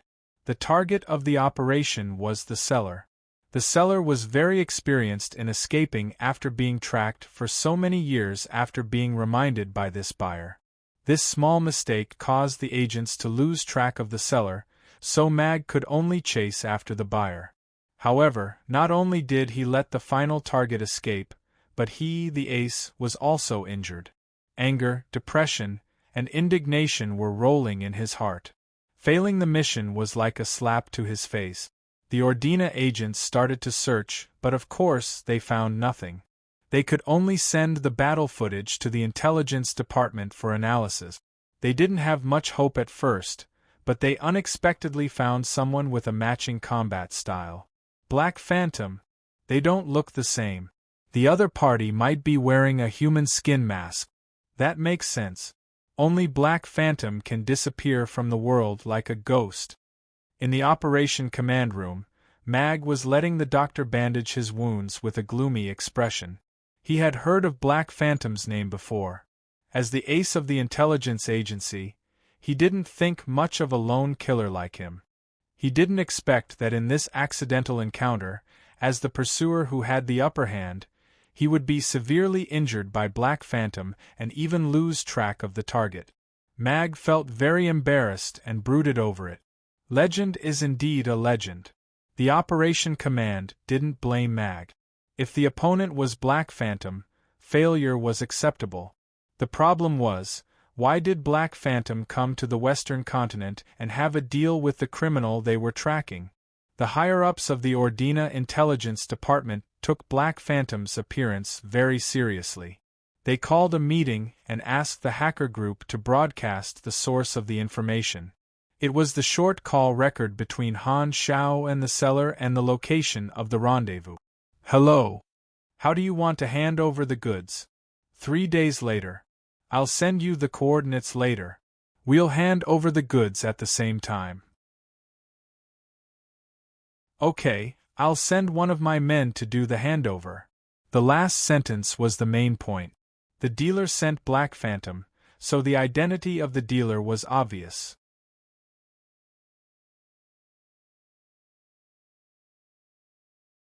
Chapter 173.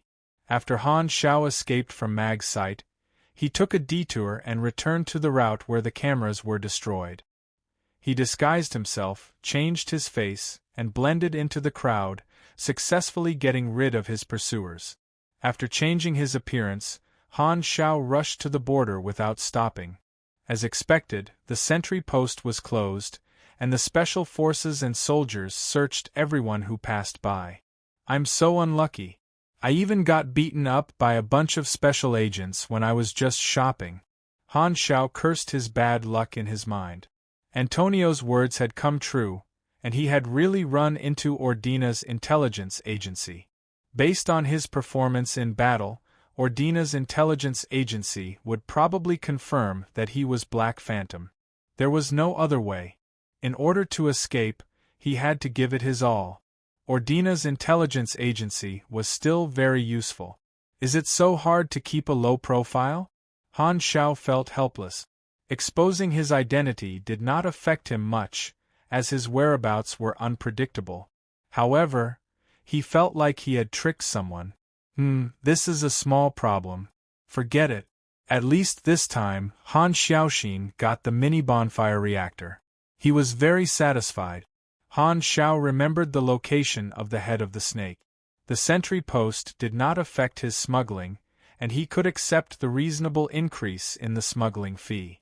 It was already an hour later when he left the city from a secluded direction in Severus. The rain had stopped, the clouds had dispersed, and the sun was shining brightly. Han Shao was on his way with his skateboard shoes when he suddenly received a call from Bennett. Why did Ordina's intelligence agency just contact the higher-ups of the organization to denounce us and ask for compensation? What did you do in the Western continent? Bennett was very annoyed. He felt like trouble had fallen from the sky while he was sitting at home. Ordina showed the evidence. Bennett recognized the voice of the person who made the transaction as Han Shao. He was very annoyed. Who would say that they sent their men over and did it themselves in the end? Even if you want to create confusion, don't make your battle mode so obvious. It's very easy for people to misunderstand you, you old swindler. Well, it's just to keep my identity a secret, but it didn't seem to work. Oh, don't worry, it's not a big deal. I just had a fight with the people from Ordina, took out a few agents, and destroyed a few buildings. Everything else is fine, and Ordina is very hospitable. Speaking of which, the weather here is really bad. It's always raining, and it's gloomy and not bright at all. It's not as comfortable as the southern continent. I like the southern continent where the weather is nice and the flowers bloom in spring. Bennett was shocked. How did you change the topic to the weather so naturally? Can you be any more rigid in changing the topic? Han Shao laughed and said, "It was an accident. That's all. I still have something to do, so I'll hang up first." Uf**Ker. Before Bennett could finish his sentence, Han Shao quickly hung up the phone and wiped the non-existent cold sweat off his forehead. He murmured, "What a mistake. I didn't expect Ordina to be so angry. Is there a need to link complete? You have gained 65,000 EXP. You have completed the hidden requirement. Stop Mag and help the mysterious merchant escape within 3 minutes. Han Shao raised an eyebrow. So that's the hidden requirement. Luckily, I didn't ask the seller to cover for me. At that time, he actually had 2 ideas. One was to protect himself. Since the target was not him, he could have let the seller attract the attention of the other party. However, Han Shao chose the other option, which was to remind the seller to run first. Seems like I made the right choice. Han Shao smiled. The reward shouldn't be EXP. I have a player baby now, so I don't need EXP that much. You have received a special reward, character summon card, Dion. LV30 special dungeon crystal. Alina infiltration plan plus 30 Dion favorability. Tradable. Dion? Han Xiao frowned and thought for a while. Then, his eyes lit up. He remembered. This was a mysterious NPC on the Blue Star. He had a mysterious power hidden under the water. He was very low-key and he bought and sold all kinds of rare materials. He was a hidden shop, and there were no fixed missions for the players to encounter him. They could only rely on the goddess of luck. However, even if the players encountered a mission, they would miss the opportunity if they didn't complete the hidden requirement. For example, when the goddess of luck lifted her skirt, the players thought they could see the holy light, but she lifted her skirt and kicked the players to the ground. He's the buyer this time. Han Xiao was pleasantly surprised. His phone rang again. He looked at the number and saw that it was the seller. A hacker bugged my phone. I've already dealt with it. I won't leak any more secrets. I got you involved this time. I heard that mag was sent to Ordina. If you didn't warn me, I might not have been able to escape. I owe you a favor. Since you called, it means that you want to return the favor. Han Xiao pretended to be mysterious, but he was laughing in his heart. After knowing the seller's background, he suddenly felt more confident.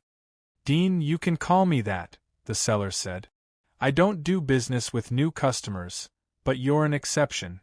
I'll give you a 20% discount. Only 20%? Han Xiao raised his voice. Can you give me more? Dean was shocked by Han Xiao's shamelessness. He wondered why a legendary killer didn't have a mysterious style. After a moment of silence, he said, 20% is quite a lot. TSK. Dean didn't continue the conversation. He felt that he would be led astray if he continued to talk about it. Han Xiao soon received a message. It was a list of Dean's products. There were all kinds of rare things. He remembered that some of them were confidential research of the Six Nations. There were also advanced machines. The bonfire was one of them. There were also a few nanomachines that Lei Zhen Yu had shown before. Lei Zhen Yu had also made a deal with Dean before. Han Xiao was overjoyed. He could buy some new modules to assemble the mecha. The players in the 2 newbie villages in the Western continent had given him a lot of money. He could spend it freely. After quickly choosing a few machines, Han Xiao asked, "How do you want to trade?" "It's still a meeting. This time, I'll give you a position in the wilderness 3 days later. I'll get someone to pass the items to you. My identity is more sensitive. For safety reasons, please understand that I don't want to do it personally." Han Xiaoxin was satisfied. His mecha was only 1 step away. As long as the new batch of materials arrived, he would be able to complete the assembly. After hanging up, Han Xiao focused on the 2 special rewards. They were Dean's character summon card and a level 30 rare dungeon crystal. Character summon card, Dean ability. You can't see me, D weakens the sense of presence. Causes perception deviation to any objects, including inanimate objects, that can see the user. Lasts 3 to 8 minutes. If the user attacks or is attacked, the status will be removed. Only those with INT or MYS higher than 180 will be immune. Usage count 0/2. It's not a psychic esper ability or pure invisibility. It's an esper ability that changes with the environment. For example, if thermal imaging can see him, then his esper ability can hide his body heat. The other observation methods follow the same principle. What a rare esper ability!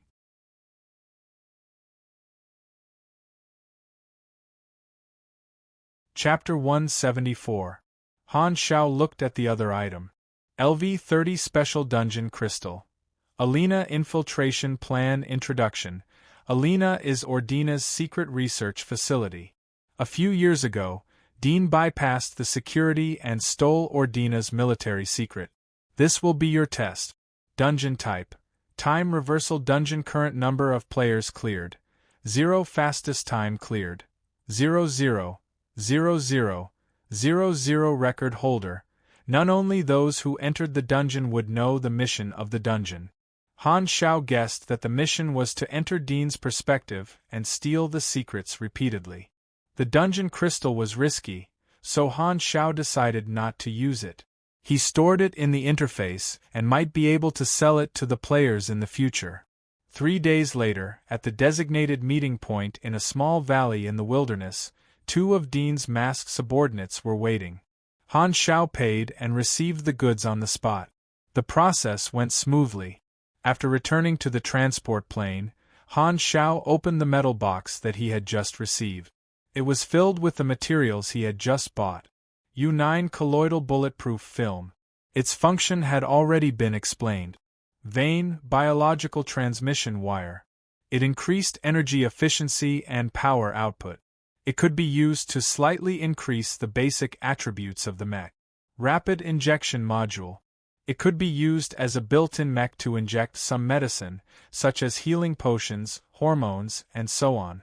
Han Shao also bought some painkillers. With all the materials, Han Shao had learned enough blueprint. He decided to go into seclusion to create his own mech. In order not to be distracted, Han Shao parked the plane at a secret location and suspended all other activities. 5 days later, Han Shao rubbed the dark circles under his eyes. Looking at the finished product on the workbench, he revealed a relieved and relaxed smile. It's done. Successful. You have created your own blueprint. Please name the blueprint, Han Shao muttered to himself. This lightweight mech was an imitation of the Viper mech. Many of the modules and functions were different from the original. He had changed a lot of things and thought of a suitable name. Naming successful. You have received the blueprint lightweight mech, Viper, modified. That's a good name. Han Shao was satisfied. Viper's modified appearance was a pure black combat suit. The chest, abdominal muscles, thighs, and back were embedded with a thin layer of silver-gray platinum alloy as the outer layer of armor. Below the neck, in the center of the back, there was a circular space in the armor where a small bonfire reactor was embedded. It shone with a faint red light, and the gaps of the armor were filled with a thin layer of U9 colloidal bulletproof membrane. Its defensive capabilities were extremely high. The inner lining of the combat suit was filled with P0 fibers, woven into muscle lines to increase strength. From the transparent bulletproof membrane, one could see that the lines of the black combat suit were similar to human muscles. The helmet was an integrated visor, and the mouth part was similar to a black metal mask. The material was breathable, and it was equipped with an air filter device. From the user's perspective, it was a tactical goggles and a panoramic analysis screen. All sorts of scanning data were listed on it, and the changes in the surrounding environment and the battlefield were clear at a glance. There were also various small weapon modules installed on the Mech Viper Modified Type, Battle Uniformed Light Mech Rarity, White Basic Attributes, 5, 600/5, 600 Armor, 137 Defense, 578 Power Level, 2, 600/2, 600 Energy Height, 1, 82 M Weight, 108 LB Control Method, Human Body Control plus Low-Level Smart Chip Energy Source. Small Bonfire Reactor Auto-Recharge, restores 20 energy points per minute. If energy is used as fuel, energy consumption. 10/S energy recovery, 6/S standby mode consumption, 12 energy/min battle mode consumption, 28 energy/min core power output, 421/600 skeleton module, P0 nano synthetic fiber, biochemical tendon inner skeleton, muscle strength can be strengthened according to the user's movement. Muscles harden when under attack, increasing physical performance. Plus 38 STR, plus 25 DX, plus 12 defense power output armor module, platinum alloy plate, plus 1800 armor, plus 30 defense, none power output armor module, U9 colloidal bulletproof membrane, plus 2400 armor, plus 45 defense, none power output outer layer module. Optical camouflage, able to refract light to a certain extent. Power output, 20i module. Electromagnetic scanning, thermal imaging, and night vision in one. Internal tactical holographic observation screen, power output, 25 right palm module. Thermal incisor gauntlet, inflicts high temperature damage over time. Energy consumption, 12/s OP output, 94 power output, 50 left palm module. Thermal incisor gauntlet as above right wrist module. Sunworm small flamethrower, energy consumption, 1/s OP output, 98 power output, 45 left wrist module. Repulsive field driver, guided type, releases repulsive waves in a 150-degree direction. Range 20 meters. Cooldown 30 seconds. Each use 10 energy consumption. 60 leg module. Electromagnetic powered hovering boots, energy consumption 5 per minute, power output 30 system module. Body condition monitor, power output 5 system module. Smart fire control system, assist in aiming and shooting, power output 5 system module. Target analysis database, power output 5 accessory module. Rapid injection needle, equipped with painkiller, power output 10 accessory module. Small spider detector X8, none power output accessory module. Electromagnetic pulse controller, grants excited status, plus 5% to all attributes for 15 minutes. Each use, 5 energy consumption, 10 accessory module. SUI anti-radar coating, none power output accessory module. Small radar, power output, 18 accessory module. Air filtration device, comes with oxygen storage function, can be independently supplied for 15 minutes, power output, 8 accessory module. Thermostat device, power output, 10 additional ability. Strong performance, distributes energy to the biochemical tendons in battle mode, generating more power. Plus 40 STR, plus 20 DEX additional ability. High toughness, uses platinum alloy and U9 colloidal bulletproof film, corrosion resistance, high temperature resistance. Remark, a successful replica.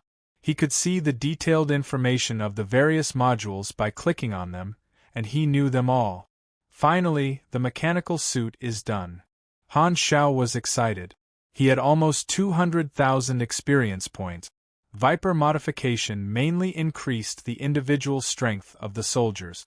It was equipped with small weapon modules, such as the thermal incisor gauntlet, sunworm, repulsive field, and so on.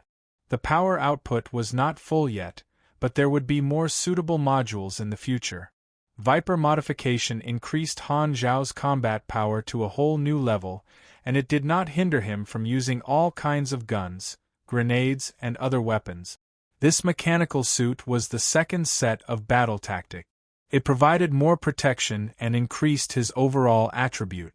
If he activated battle mode, the increase in strength would be even greater than his own attribute. He had the sniper style for long-range attacks and the mechanical suit for close-range attack. Viper modification was very light and could be folded into a metal box to carry around. When he was not wearing the mechanical suit, he had the magnetic armor to protect himself. I need to test my actual combat power. Han Xiao decided on his next destination. He was going directly to the site of the tragedy of Robert Potter. Killing that beast boss was also part of his plan. The site of the tragedy of Robert Potter was now a forbidden area occupied by wild beasts. The mutated virus had strengthened the wild beasts in this area. This virus was called the Death Virus. On the barren brown land, a group of mutated rhinoceroses galloped past. They were huge, had bulging muscles, and hideous bone spikes like armor. The cone-shaped horns on their heads shone with a metallic luster. In the sky, a giant python with 4 pairs of bat wings flew across the sky and pounced on a corpse. On the ground beside the corpse, A blue flower swaying in the wind suddenly expanded into an abyss-like mouth. It swallowed the giant python in one gulp and then resumed its harmless disguise. The wild beasts here have all mutated. At the edge of the forbidden area, Yang Dian and Ned observed the situation with binoculars. They were two solo superheroes who had received a request to enter the forbidden area to search for a trapped civilian exploration team.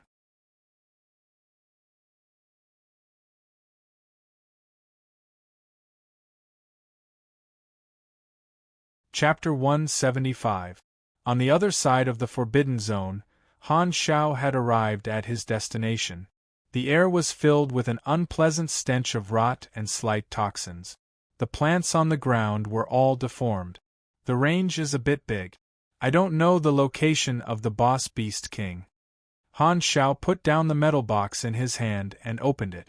He quickly put on the modified Viper mech and observed the outside world through the holographic screen. Usually, it was the same as normal vision and could be zoomed in and out at any time. There were also various scanning modules on the screen, giving him a more detailed understanding of his surroundings. There was also a radar on the top left corner of the screen. The small radar could detect life signals within a kilometer in diameter and could reach up to 3 kilometers in power. The scanning and analysis module could analyze the traces on the ground and analyze what creatures had passed by a certain period of time. It could also analyze and record some unknown things and record them into the database. The filter made the rotten air fresh. Han Shao could hear his own breathing. The thermostat of the mech made him very comfortable and not stuffy at all. He carried firearms and some grenades, which were all fixed to the rails of the mech. Fully armed, they did not affect his movements. Han Shao moved his arms and legs and familiarized himself with the controls of the mech. With a spring of his legs, he jumped nearly 10 meters and entered the Forbidden Zone. He was now in standby mode. The bonfire reaction furnace recovered more energy than it consumed, so it was always at full power. The radar was always on. As long as there was a strong life signal, it could be the Beast King. Because the Beast King was not fixed every time, Han Shao was not sure what species it was. After running for 5 minutes, more than 10 life signals appeared. Han Shao used the password to adjust the zoom in and out of his vision. The scanning mirror in his eyes was enlarged like a sniper scope. The current control mode did not have a neural link, so he needed to use language to control various functions. The smart chip could analyze such simple commands, and Han Shao also set up voice recognition. It could only recognize his voice and use it as a command, others could not use it. A few hundred meters away, more than 10 giraffe-like beasts were resting. The ferocious bone spurs on their bodies showed that they were not docile at all. A few of the largest giraffes raised their heads and looked in his direction. They seemed to have discovered him. Stealth mode. The optical camouflage was activated. The surface of the mech became the color of the surrounding environment. It was like a chameleon. At first glance, it was impossible to find anything unusual. The gaps of the mech were sealed, so not a trace of smell leaked out. The giraffes shook their heads, but they didn't find him, so they lay down again. Enemies with high enough levels would be able to see through his concealment, but this group of wild beasts was still far from it. Han Shao continued to move forward, searching for his target. 2 hours later, he had scanned dozens of mutated animals and plants and recorded them into the database. He also fought a few wild beasts with different signal strengths to enrich the data and determine the approximate level of each signal strength. The highest level wild beasts he had encountered so far were a group of level 42 wolf-like mastiff. They were not the target he was looking for. The sky darkened. The Forbidden Zone was even more dangerous at night. All kinds of beast howls could be heard from different directions. Without a mech, the night in the Forbidden Zone was indeed very dangerous. However, the night could increase Viper's concealment ability and seal off his own scent and sound. He was like a rock, inconspicuous. I haven't found the target yet. Han Shao leaned against a huge rock and loaded yellow bullets into the magazine. His field of vision was changed to night vision. The database had recorded the areas he had been to. The possibility of the Beast King entrenched in the center of the Forbidden Zone was higher. That was the ruins of La Perte. The closer he was to the center of the Forbidden Zone, the more likely he would encounter wild beasts. Han Shao gave a command. The leg armor on his calf suddenly opened up. There was a small space inside which stored some mini spider detectors. Han Shao activated the spider detectors and had them disperse to the center. Everything they saw would be reflected in his field of vision. The spider detectors shook their heads and left at a fast speed. After a while, Han Shao also saw the situation in the center through the spider detector's cameras. He saw many ferocious wild beasts passing by. Suddenly, the image reflected by spider number 1 shook slightly. There was also the sound of violent collisions from afar. He saw that the wild beasts were gathering in a certain direction. Spider number 1 climbed onto the back of a boar and followed them.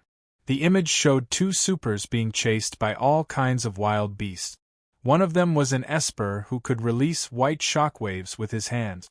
The shockwaves were quite powerful, and they repelled the wild beasts that approached them time and time again. However, the sound it made attracted more wild beasts. It was a vicious cycle. There are others in the Forbidden Zone? Han Shao raised his eyebrows. The next moment, he saw a 5-meter-tall, 10-meter-long giant white lion appear. Wherever it passed, the other beasts avoided it in fear. Those that did not avoid it were bitten to death by this giant white lion, crushing a path through the crowd of beasts. Han Zhao's eyes sparkled. This was most likely the Beast King. Yang Dian and Ned were running for their lives. They were out of breath, and their lungs were burning. Behind them were hundreds of mutated beasts and a giant white lion, whose aura was so terrifying that they couldn't even muster up the will to fight. It's all because of your esper ability. The sound attracted the wild beasts, Yang Dian said angrily. Ned slapped his palm backward, and a white shockwave spread out, pushing back the approaching beasts again. Hearing that, he said angrily, "Shut up! If it weren't for your carelessness, we could have sneaked past that pack of wolves. Stop talking nonsense. What should we do now?" Yang Dian took out his tablet to browse the map while running. "We are approaching the center of the Forbidden Zone. It's very dangerous. Quickly change directions." The two of them quickly changed directions. The wild beasts were chasing them, and the giant white lion was the closest to them. Ned's shockwaves could only stop it for a moment. Could not even make the white lion retreat. Ned was sweating profusely and his energy was running out. This time, a broken wall suddenly appeared in front of them. There was a crack at the bottom that was just big enough for a human to roll in. The two of them were overjoyed. "Hide in there." Suddenly, Ned realized that a giant shadow was rapidly expanding under his feet. He turned around in shock. The white lion jumped into the air and slapped down with its giant claws. The wind was so strong that Ned could not even open his eyes. The pressure almost suffocated him. "You go first," Yang Dian yelled. He pushed Ned away and threw a punch at the incoming claw. Thick blue flames wrapped around his arm. He was a martial artist. His body was strong, and he could take more hits than Ned. He thought that it should not be a problem for him to block this attack. The fist and the claw crashed into each other. A series of cracking sounds were heard. Yang Dian's arm was fractured, and a few of his ribs were also broken by the shockwave. He spat out a mouthful of blood and flew dozens of meters away like a small stone. He plowed a hole in the ground, and blood flowed out of his mouth and nose. Ned hurriedly pulled him into the crack. The claw that followed dug into the crack, and rocks flew everywhere. The two of them almost could not escape. Such terrifying strength! Yang Dian was in so much pain that his face twitched. He, a powerful martial artist, was severely injured by a single attack. This lion's strength was shocking. Ned was even more shocked. He knew how strong his companion was, but he could not even take a single hit from the white lion. This time they were doomed. Surrounded by wild beasts, the two of them had no choice but to rely on the crack to survive. They would die if they stuck their heads out. The wild beasts could not squeeze in. They dug into the crack with their claws, trying to dig a bigger hole. The sounds of collisions made the two of them shudder. Yang Yan took out bandages and ointment to treat his wounds. They might have to fight to the death next, so he could only endure the pain and recover. Beside him, Ned was also using all his strength to recover.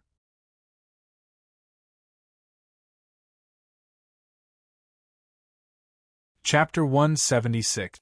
The beasts are starting to kill each other. Both of them were overjoyed and decided to wait and see. The battle between the beasts lasted for more than half an hour, leaving behind corpses all over the ground. The white lion was the final winner. The blood of the other beasts stained its white fur. It stood majestically in front of the crack and roared at the remaining beast. Its roar was as loud as thunder, indicating that it was its prey. The beasts all turned around and retreated, leaving the prey to the king. Although the beasts had left, the most powerful white lion was still guarding outside. The crack was dug open, and the hole gradually expanded. Soon, the two would not be able to hide anymore. Their hearts sank to the bottom of the valley. Ned pursed his lips and said with a serious expression, "You're too heavily injured. You go and be the bait. I might be able to survive."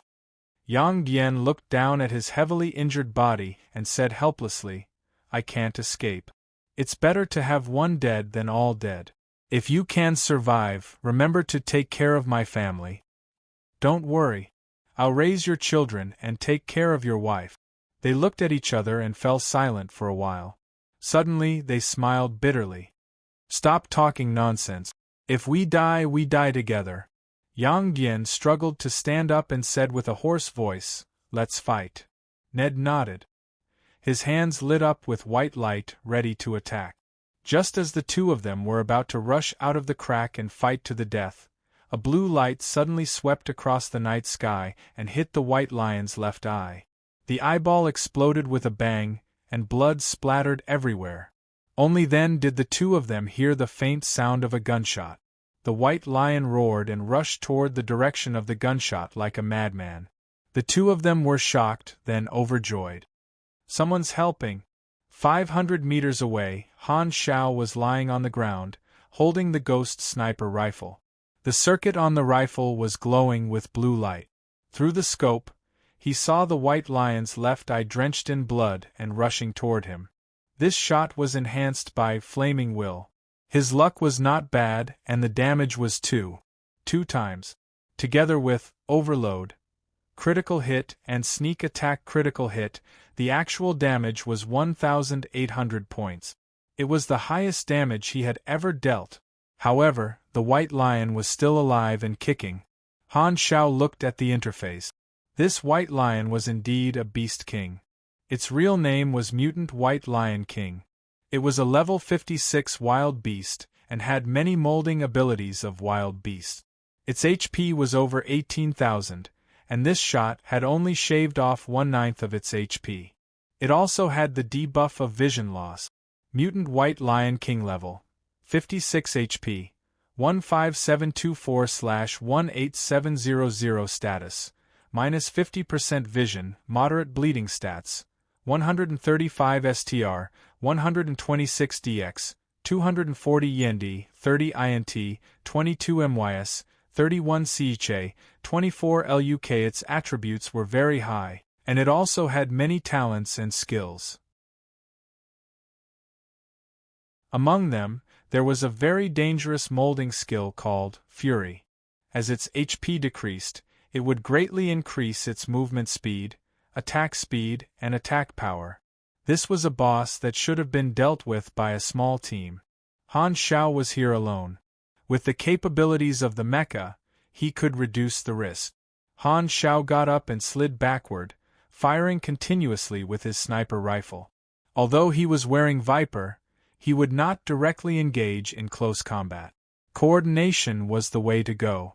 The combination of sniping and the mecha gave him an advantage in both close and ranged combat. The mecha's scanning module showed the surrounding terrain.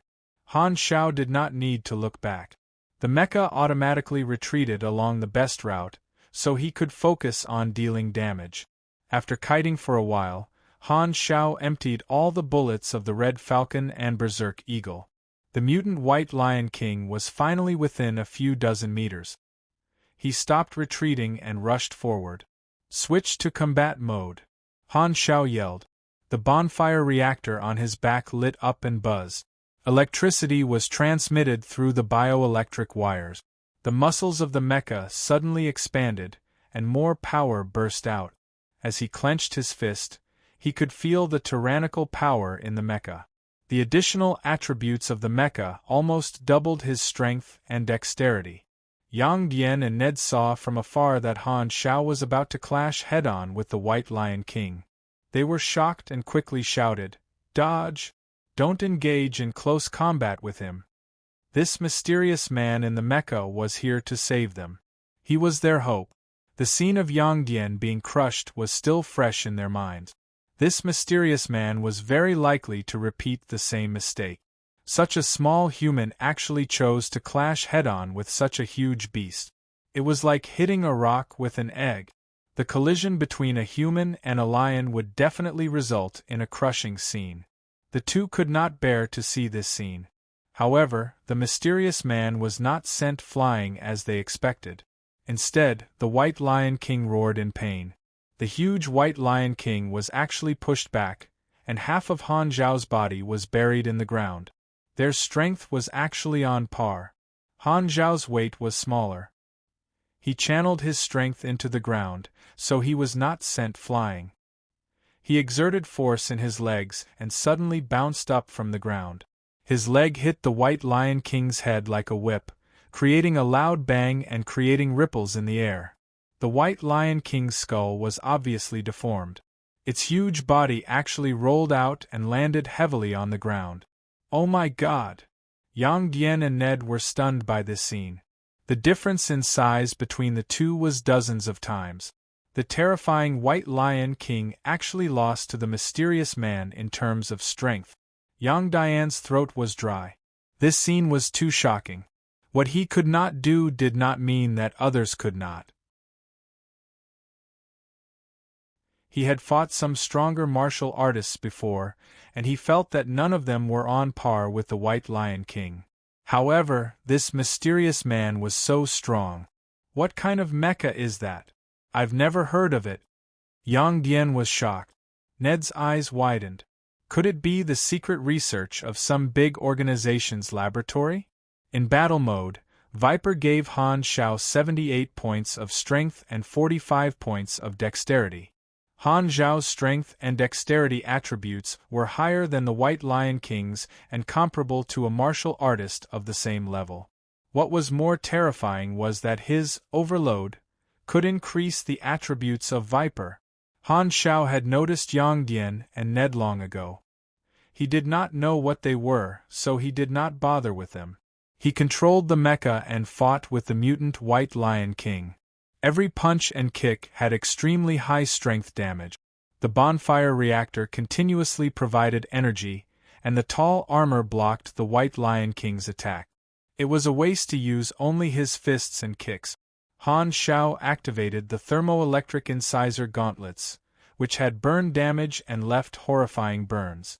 The sunworm spewed out flames and ignited the White Lion King's beautiful fur, burning it black. It was a tragic scene. The man and the lion fought like wild beasts. The ground became bumpy. The two people in the distance felt the tremors like an earthquake and watched this fierce battle in shock. Han Shao was small and agile, so he had the upper hand. Although the White Lion King's attacks were getting fiercer and fiercer, Han Shao was able to dodge most of them. Even if he hit the White Lion King, he could not break through the armor of the mecha. Yang Dian and Ned wanted to help, but they realized that they could not. If they helped recklessly, they might even become a burden. Furthermore, they could not bring themselves to abandon their reinforcements and run away. They could only watch nervously from the side, feeling extremely helpless. At the same time, the two of them were very surprised by Han Zhao's mecha. They had never heard of any country developing such a powerful single combat equipment. Blue Star's mecha research had been progressing very slowly. It was rumored that only Theseus had a prototype exoskeleton mecha. However, it was extremely cumbersome and could not increase the user's physical performance. The level of this mysterious mecha was beyond their knowledge. In a galactic civilization, single combat mechas were the standard equipment of ordinary soldiers. To reduce the gap between them and supers, mechas were also very cost-effective weapons for the players.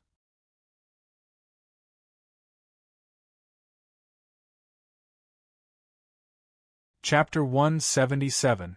The White Lion King leaped up and used its ability to kill. The wind was close to his head, but Han Zhao's expression did not change. He aimed his arm at the sky and activated the repulsive field driver. An invisible repulsive wave shot out from his wrist, and the White Lion King was pushed up into the air, landing heavily on the ground. Han Zhao activated many modules, and the energy of the mechanical suit slowly decreased. After countless punches, the White Lion King's health dropped to about 30%. The White Lion King roared at the sky, and its skin turned blood red. It entered a stronger state of rage. If it were a player, it would be entering the second stage. Han Zhao felt the pressure suddenly increase. It's best not to fight head-on in rage. Han Zhao chose to avoid it and retreated. Being able to fight and run was his battle style. After chasing for a while, the White Lion King slowed down and showed signs of fatigue. At this time, the cooldown of a flaming will was over. Han Zhao picked up the ghost sniper rifle and fired at the other eye of the mutant White Lion King. This was the highest multiplier of flaming will, 1 times. Oh my god! With one shot, the remaining eye exploded. The White Lion King was heavily injured and fell into the dust, unable to move. It only had a few hundred health points left. It's dead. Han Zhao heaved a sigh of relief. The modified version of Viper was much more powerful than he had expected. It made up for the weakness of the mechanic's physical attributes, and it was more reliable in close combat. Furthermore, it was very comprehensive. Viper was the cornerstone of the second battle plan. Just like how the sniper style was slowly taking shape, the mechanical suit also needed to be perfected with new modules. It was currently just a prototype. This battle was a practical test. Han Zhao secretly analyzed the direction of the modification of the mechanical suit. There was room for improvement in long range, close combat, and stealth. Han Zhao finished off the White Lion King, took out his retractable knife, and dug out the heart of the mutant White Lion King. It was the size of a basketball and covered in purple blood vessels. You have received special item, Mutant Heart. X1 You have triggered the mission Virus Research. Mission Introduction. All the beasts in this area are infected by the death virus. Some organizations need samples that are strong enough for research. That's right, I'm talking about the heart in your hand. Mission Requirements. Deliver the mutated heart to the Lewis Institute of Biological Research within 7 days. Reward. 1 death virus potion. This quest was an additional reward triggered by the heart. Handing over the heart would grant a potion that permanently increased one's attribute. There was also a chance to awaken a rare talent. In Shurfeng's previous life, every time a Beast King boss spawned in the Laubert area, it would be hunted down and killed by players within a few hours. Because the potion made from the death virus could be used repeatedly, the large guilds had always occupied the area to farm these monsters. The Lewis Biological Research Institute was a public large-scale biological research institute. Players could use all sorts of strange materials to exchange for the same strange potions. Some of the potions were sold openly, and it was located in Maple. Han Zhao took out the prepared liquid nitrogen metal box and put the lion's heart inside. At this time, Yang Dian and Ned walked up hesitantly as they heard footsteps. "Thank you for your help." Yang Dian studied Viper's modified visor curiously. Unfortunately, he couldn't see Han Zhao's face. Han Zhao didn't say anything. He checked his ammo and armor, then got up and left. The smell of blood here would attract wild beasts. He needed to find a place to rest quickly. The two of them looked at each other awkwardly and understood each other's intentions. They hurriedly caught up to Han Zhao, introduced themselves, and said hopefully, "We came to the Robert Forbidden Zone to save an exploration team. In order to solve the problem of the virus, they entered deep into the Robert Forbidden Zone alone and have lost contact with them. We hope you can help us. You have triggered a Level D mission, we save the exploration team. Do you accept? Reject." Han Zhao waved his hand and adjusted his voice to a synthetic voice. "Don't bother me." The success rate of saving people was too low. The longer they stayed in the area, the more danger they would be in. Han Zhao's only goal was the mutated heart. He had already completed his goal, so there was no need to waste time. He didn't want to be led by the nose by the mission. They're in danger because of the virus. How can you leave them in the lurch? Ned said anxiously. Han Zhao activated his hoverboots and left. His meaning was clear. You can do whatever you want, but don't involve me. The two of them watched helplessly as Han Zhao left. Not everyone was as kind as them. The two understood that, but they could only regret that they had lost a powerful helper. After leaving the Laubert Forbidden area, Han Zhao returned to the transport plane parked far away. He took off his mechanical suit and heaved a sigh of relief. Viper's performance was excellent. He was very satisfied with the result. The plane took off and the next stop was Maple. Contact Lewis Research Institution, exchange the heart for medicine, and complete the threat mission. The contact of the Blood Pact Society was also in Maple. Han Zhao looked at the mission brief on the computer. My contacts are 2 assassins. This name sounds familiar. Golden Fox? I think I've seen it somewhere. Han Zhao raised an eyebrow but didn't think much of it. He opened the forums and focused on the problems of the players. There were still 2 novice villages left in the western continent, and the newbies there were crying piteously for food. The average level of the players was almost LV10. At this stage in Han Zhao's previous life, they had already started to leave the novice villages on a large scale. However, because of Han Zhao's existence, a portion of the players obediently stayed in the novice villages, waiting for Han Zhao's arrival. This felt great. His actions had indirectly influenced the behavior of the players. It was all thanks to his actions during this period of time that he had gained a certain amount of influence among the players. Looking at the forums, a few new posts caught his attention. Most of the people who posted were players from the Andria continent, complaining. Please ask, why did the Germinal organization come to the novice villages to capture people? I've been brainwashed. My faction is locked, and even my favorability is gone. How did this happen? The NPC cut me into pieces and asked me about my background, me too. Is this an unexpected plot? But I don't have any interface notifications.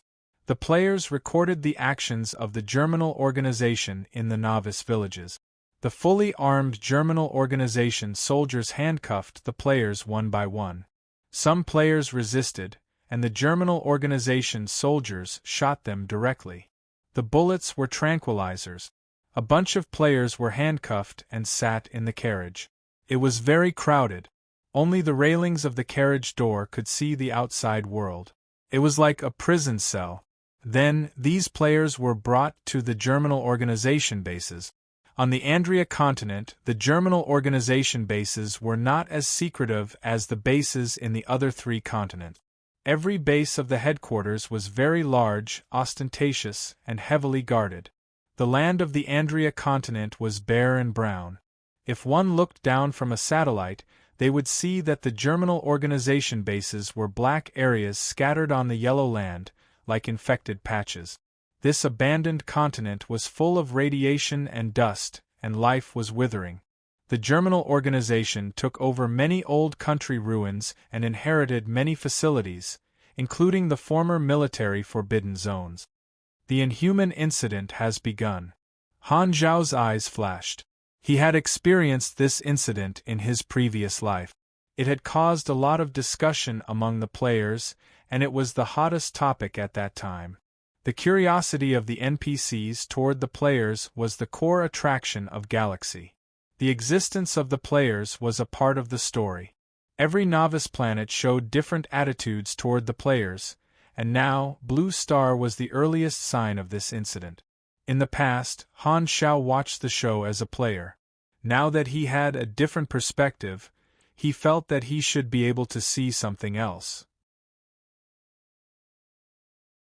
I made the germinal organization lose all of their bases. Fewer players will join their faction. The germinal organization will probably realize how big of a loss they have suffered. He felt very happy when he imagined the scene of the leader being angry. Turning on the computer, Han Xiao browsed the information on the dark net. The existence of the players had been noticed by more forces. The natives of Blue Star were surprised by this group of uninvited guests. I think the 6 nations will take action soon. This way, the expedition war will be delayed for a while, but it will be much earlier than in my previous life. Han Xiao narrowed his eyes. There were pros and cons to bringing forward the war. The good thing was that the players had not grown up yet. When the 6 nations and the germinal organization clashed head-on, the role of the players would be greatly reduced, and there would be fewer unexpected factors. With the 6 nations' strength, as long as the players did not cause trouble, they would be able to beat the germinal organization.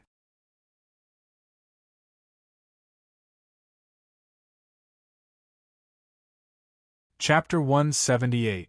Star Dragon Capital, West Capital, Division 13 Headquarters, underground of the Dragon Horn Building. Gu Hui, the Deputy Director, and the 13 directors gathered in a secret meeting room. Gu Hui pressed a button on the table, and the door was sealed. The windows were closed, and all surveillance equipment was disabled. Gu Hui's expression was serious. He distributed the paper files to all the members in the meeting. They were stamped with the seal of the highest authority, which meant that this was confidential information that had been reviewed by the highest authority. It contained the observation of the inhuman phenomenon. 5 days ago, there was a rumor about the existence of inhumans on the dark net. After investigation, it has been confirmed that it is not a rumor. The files are very clear that the inhuman phenomenon is spreading like a virus in all the continent. They appear out of nowhere, and their origins are unknown. According to the information circulating on the dark net, the inhumans have the following characteristics. Gu Hui explained. It was similar to the preliminary research of the germinal organization. They could disappear into thin air and would not die. He also added, according to the observation, the inhumans are generally not strong, and the threat is considered low.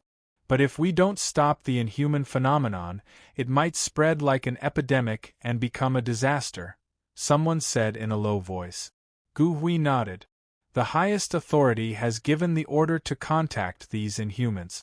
This is the most important mission now. Then what about the expedition? The resources have been gathered and the army is ready. We can go to Andria at any time. The highest authority has reached a consensus with the leaders of the other countries to stop the expedition and find out what the inhuman phenomenon is. This is related to a greater security risk. Gu Hui knocked on the table and looked at everyone seriously. Let our people bring some inhumans back. It's best to be friendly when we don't know their origins. The field director said, some agents have infiltrated Andria. Should we call them back? No, let them continue to spy. We have enough manpower in the country, Gu Hui said. When we have a conclusion, maybe the highest authority will try to ask for help from the galactic civilizations to find an answer. As the level of the players increased, their behavior became more active, which attracted the attention of various organizations. The Six Nations, the Wanderers, the Dark Net, and the large financial groups were all paying attention to the inhuman phenomenon. They sent people to contact them with different attitudes, either gentle or cold. Only the Germinal organization was the most extreme. They captured the players of Andria and forced the players in the Novice Village to leave the Novice Village early. In fact, the players did not really care which faction they joined, but if they were forced to, they would be conflicted. The Germinal organization did not leave a good impression on the players. As for the players who were captured, they could only accept their fate. The players of the Andria continent lived a hard life every day, and their gaming experience was terrible. However, this phenomenon surprised the players. Why would the NPCs be surprised by their existence? They were not rigid at all and seemed like real people. More factions began to contact the players, and more players encountered similar situations. Their interest was immediately piqued, and they actively speculated on the forums, suppressing the popularity of other topics. The players from the other novice planets had not encountered a similar situation yet. They all flocked to the Blue Star board to watch the show, and their traffic jumped to the highest among all the novice planet. There were hundreds of new posts every second. The enthusiasm of the players was phenomenal. All sorts of speculations emerged. Speculations similar to Electrolux were put forward. This was the most reasonable explanation to the public, but the game officials did not make any announcements. The players could only guess blindly. Many players had their imaginations running wild. Actually, we are all samsara travelers. We are opening up a new world in the God space. Number A12651 reporting for duty. Nonsense, we are the expeditionary force of Earth to invade another dimension. We have a great mission. Earth Federation's 798th Space Fleet Lieutenant Heidezhuang is on standby. Earth will win. You are all wrong. This is actually the real world. Earth is just a dream. Humph, young people, everything is set up by the elders. You are too naive. Hee, this is the first step of Skynet's rule over humanity. One day, our consciousness will be trapped in the game. Long live Hydra!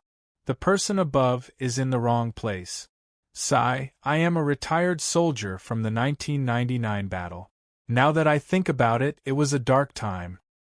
The person above is in good shape. You are still playing virtual online games at such an old age. All sorts of speculations formed a trend on the forums. The players had their imaginations running wild, laughing and joking, and it became a meme. In general, the forces that came into contact with the players were probing and cautious. This made it easier for the players to trigger factions, which was actually beneficial. Only the players of Andria were being hunted down and complained incessantly. Han Xiao was paying attention to the development of the situation. He had the intelligence network of the Darknet and the forum, so he could see much more than the players or NPCs. The major forces were cautious and serious, while the players were surprised and thought it was fun. The two sides had completely different attitude. Interesting. Han Xiao raised his eyebrows. The influence of the inhuman incident was slowly fermenting. The various forces were gradually studying the characteristics of the players. Those powerful players in my previous life must have had their own opportunities. Han Xiaoxin thought. Blue Star was the headquarters of China. There would always be a small number of lucky players who would have opportunities that normal players would not have. The plot was on the right track. Han Xiao seized the time to act. There was a time limit to the mission of changing the heart, so he first went to Maple to submit the mission. The Lewis Research Institute was located in Maple City, Kanlos. This time, it was not at the border, so Han Xiao snuck in alone. It would take him 2 days to reach his destination. Maple was a country that lacked vitality. The bureaucratic system was rigid, and the distribution of wealth was uneven. The resources were tightly controlled by the oligarchs, and the people of the lower class had no room for improvement. The best way to describe the civilians of Maple was to just eat and wait for death. Walking on the streets, the pedestrians with sad faces passed by him. Han Xiao rubbed his face. He felt that a sunny, confident, and stylish man like him did not fit in with the decadent people around him. This time, Han Xiao changed his face and wore glasses. He did not believe that he would be recognized again. The Lewis Research Institute was tall and had a very technological atmosphere. It was silver-white, and the people walking in and out were all wearing white coat. It was as if they were afraid that others would not know that they were doing research. As soon as he walked in, there was a receptionist who greeted him with a courteous smile. "Hello, do you need me to introduce the business scope of the Lewis Research Institute to you?" Han Xiao waved the metal box in his hand. "I have the heart of a creature infected by the death virus. Maybe one of your researchers will be interested in it. Please wait for a moment, I'll go ask my superiors." The receptionist led Han Xiao to the sofa in the hall and left. The Lewis Research Institute accepted all kinds of outsourced experiments, so there were often customers. Han Xiao leaned on the sofa and looked around the hall. The structure was circular, like a hotel lobby. After a while, two people walked into the hall with bandages wrapped around their bodies. Han Xiao's nose twitched and he smelled blood. He looked up and realized that these two were the superheroes that he had met in Robert Potter's Forbidden Zone. These two seemed to have gone to save an exploration team. Could it be the team from the Lewis Research Institute? From the looks of it, he failed and was injured all over.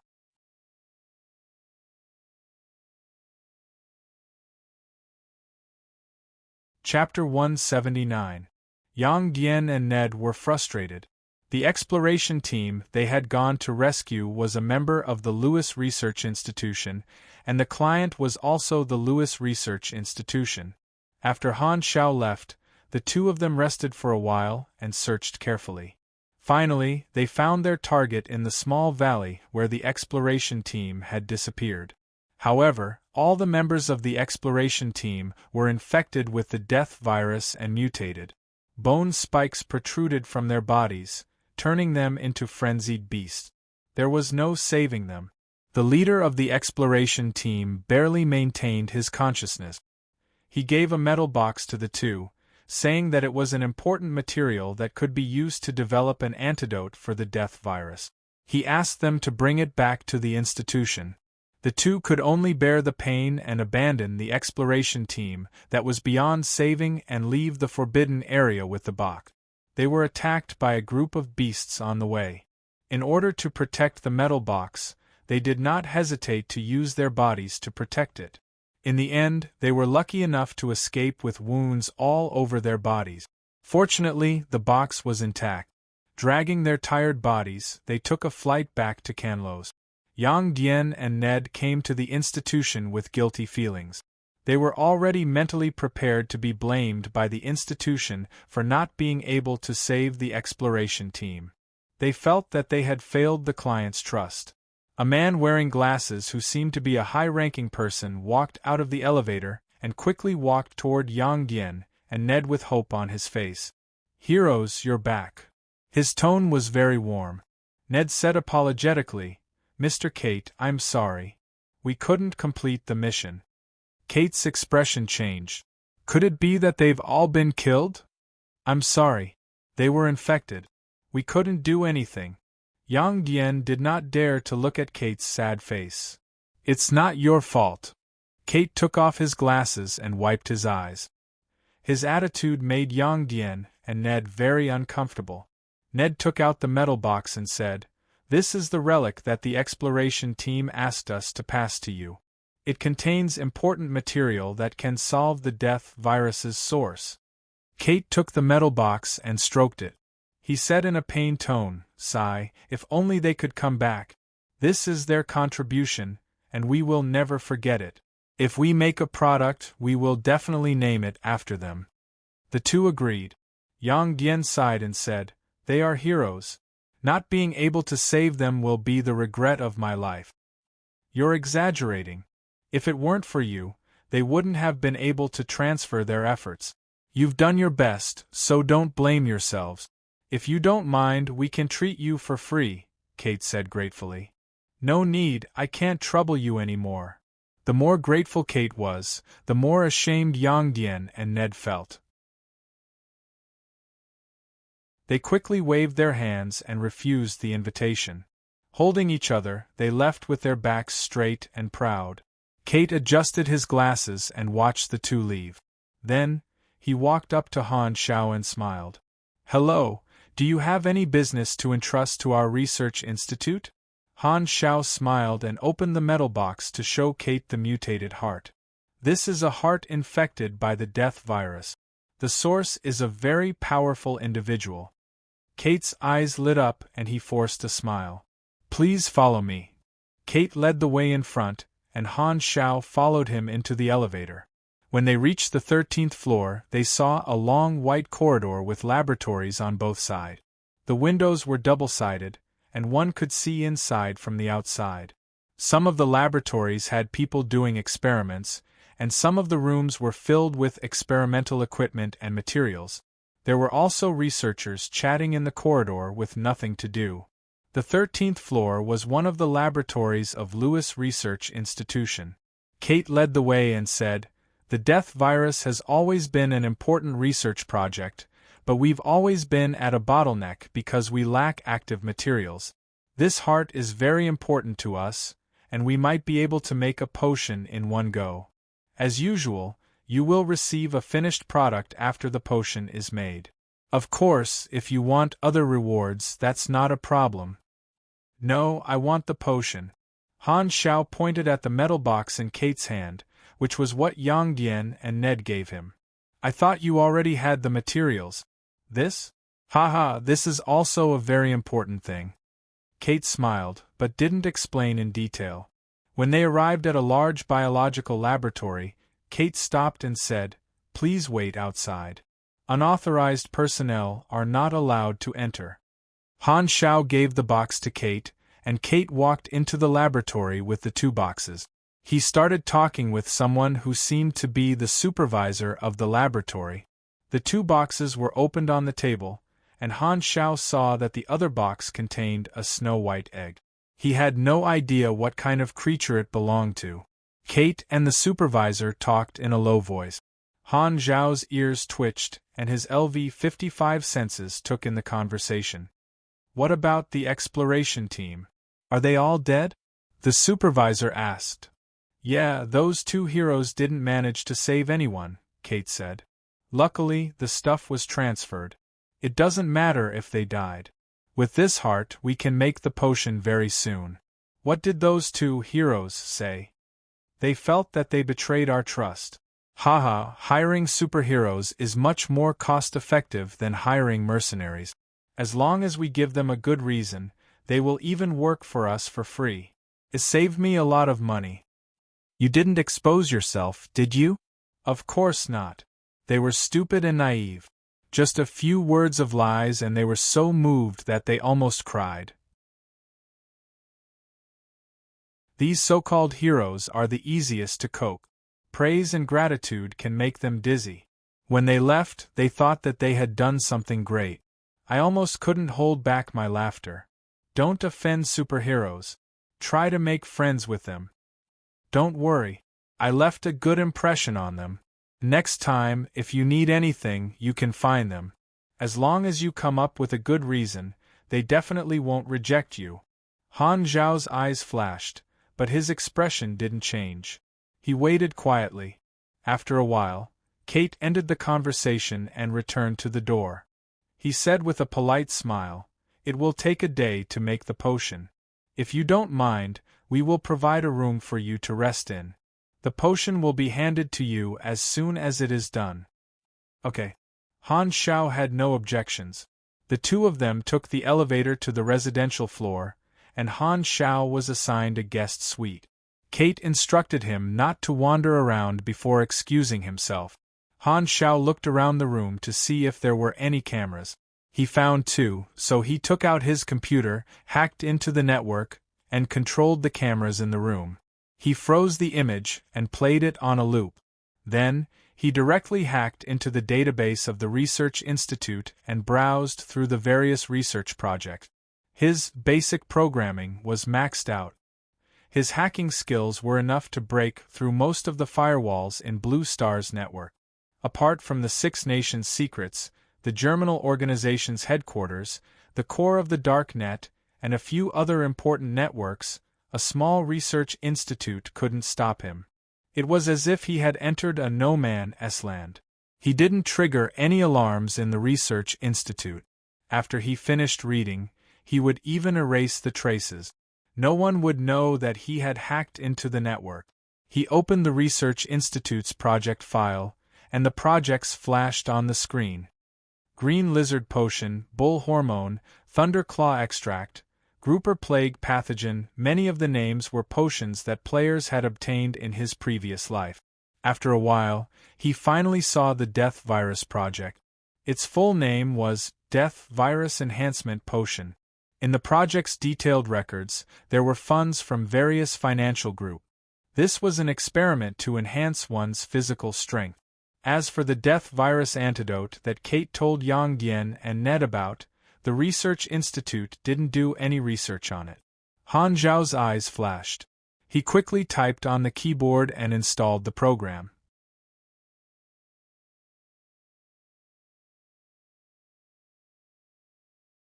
Chapter 180. After a night's rest, Kate returned the next day with a metal box. He placed the box on the coffee table and patted it lightly. The potion is ready. Han Zhao opened the box. Inside was a tube of thick, crimson-red potion. He touched it and a notification appeared on the interface. Death Virus Enhancer, low concentration 3-5%, a potion created by a mutated virus. The essence is extracted and can be used by humans. High stability.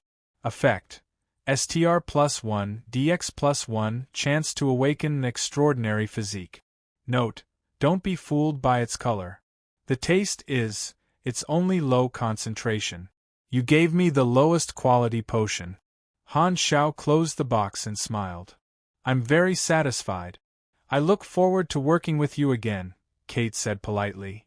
There's no need to look forward to it. I want to buy more. Do you have any stock? Lewis only provides long-term batches of products to large customers. If you're a single customer, especially a single customer with unknown origins, we're in a difficult position. I hope you can understand. If you can prove that you have the ability to pay for the long term, we'll sell you the potion in batches. Kate's face showed just the right amount of awkwardness. It was as if he wanted to agree but could only reject because of the rules. However, in the eyes of a veteran like Han Zhao, it was deliberate. He was most likely raising the price. Han Zhao smiled mysteriously and adjusted his collar. Let me formally introduce myself. I'm the executive officer of the Germinal organization, Heisenberg. Kate ate half a kilogram. The Germinal organization? Didn't they leave the Western continent? Is this Heisenberg a secret executive? Or is he a liar? Forgive me for being blunt, but your identity is very suspicious. Kate took 2 steps back and reached into his pocket to grab the alarm. As long as Han Zhao made a move, he would trigger the alarm. Don't be nervous. Give me a moment. Han Zhao carried his backpack and walked into the toilet. Why is he going to the toilet? Kate was confused. Just as he was confused, Han Zhao, who had changed into Viper, walked out. This high-tech mechanical suit instantly stunned Kate. You are. Han Zhao swung his arms and said in an electronically synthesized voice through the helmet, "This is the latest single-soldier mechanical suit that the Germinal organization has developed. If you have good eyes, you should be able to see that the technology in it is very advanced. Even the official laboratories of the Six Nations do not have this kind of technology. You don't have to worry that I am a liar. This is a secret project of the organization, so it should be able to prove my identity." Kate opened his mouth and felt that something was wrong. "But, I know what you're worried about. If you want to find the emblem of the Germinal organization on the mechanical suit, save your energy. Times are tough now, and it's dangerous to be too high profile. I've been given full authority to handle this matter. If you want to contact the higher-ups of the organization, forgive me for being blunt, but you're not qualified yet. Han Zhao's tone was so serious that he almost believed what he said. Kate hesitated. I need to discuss this with the other higher-ups. He walked to the side and turned on his tablet to contact the other higher-up. They were all supervisors of the laboratory, and they were all surprised by Han Zhao's background. He can't prove his background. He can't be trusted. Do you want him to shout, I am the Germinal organization, everywhere? I don't think he needs to lie. When the deal is done, we will know if it's true or not. That makes sense. But working with the Germinal organization seems a little dangerous, Han Zhao interrupted. All our deals are confidential. If we don't say anything, no one will know. We can even sponsor you to set up a branch in Andria. The eyes of the higher-ups of the research institute lit up. Andria was full of radiation, and there were many mutated animals and plants. Others avoided it like a tiger, but it was a treasure trove for them. They had heard about the generosity of the Germinal organization, but they could not tolerate the corruption of the officials in Maple. A change of environment seemed like a good idea. Even if they did not move the headquarters, it would be good to set up a research branch in Andria. Then let's try a deal. Take him to the exhibition room. After reaching a conclusion, Kate quickly smiled and said, We agree to the deal. Heisenberg, please follow me. I will show you the results of our research. Han Zhao nodded. Without taking off his mechanical suit, he followed Kate into the elevator to the second basement floor. The pharmaceutical exhibition room looked like a refrigerator door. After Kate entered the password, the door slid open automatically. Inside was a dark compound room divided into 2 levels. The metal stairs connected the 2 levels. There were glass cabinets by the wall with different colors of drugs. The labels had their names and experimental result. There were a few finished products of each drug, labeled with different concentrations. These are the results of the Research Institute. What kind of drugs does your organization need? Kate asked with a smile. Han Zhao pretended to look around and said, Every kind. Money is not a problem. It depends on whether you have enough. The higher-ups who were watching the situation through the camera were overjoyed. This was a big order. Han Zhao raised his eyebrows. But I have to check the effects of the drugs first. Kate opened the door of the cabinet and took out a bottle of drugs. He handed it to Han Zhao. Han Zhao looked at the information on the interface. It was a temporary buff. After drinking it, one would gain a buff, endurance +3, for 3 minutes. After confirming that the drugs in the cabinet were real, Han Zhao said, I want a lot of them. Kate received the order through his earpiece. He took out his laptop and opened the price page. He smiled and said, We have enough stock. After you pay, these cute little things are all yours. Han Zhao narrowed his eyes. I will only pay if I see the goods with my own eyes. You're exaggerating. We're just a civilian organization. We wouldn't dare to offend a huge organization like yours. We won't go back on our word. I hope you can understand our concerns. Besides, your organization doesn't lack this bit of money.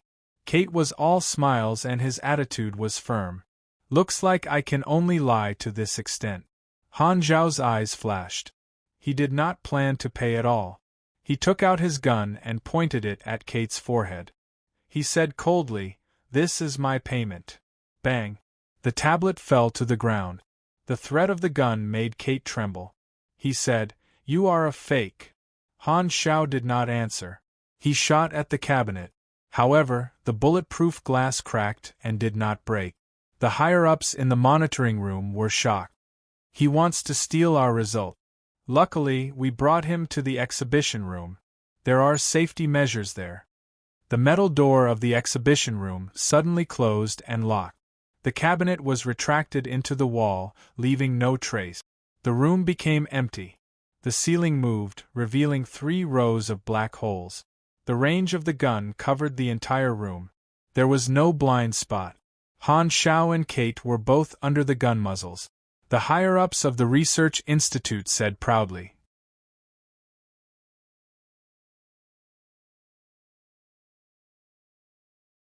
Chapter 181. The higher-ups of the research institute were very angry. They felt like they had been played like a monkey. However, since the swindler had walked right into their trap, they immediately gloated. Did he not know whose territory this was? How dare he come here and cause trouble? In the exhibition room, Kate's expression did not change. He calmly stepped back and adjusted his collar.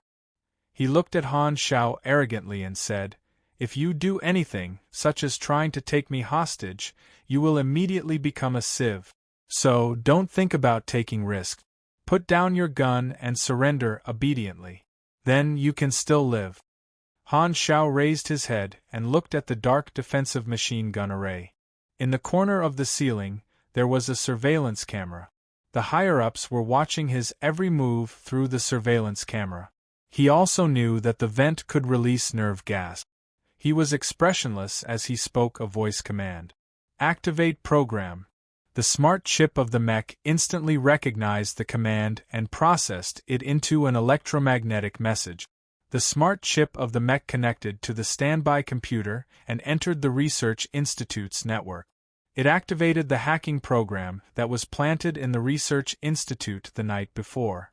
The Research Institute's network was like a domino, and this hacking program was the first one to fall.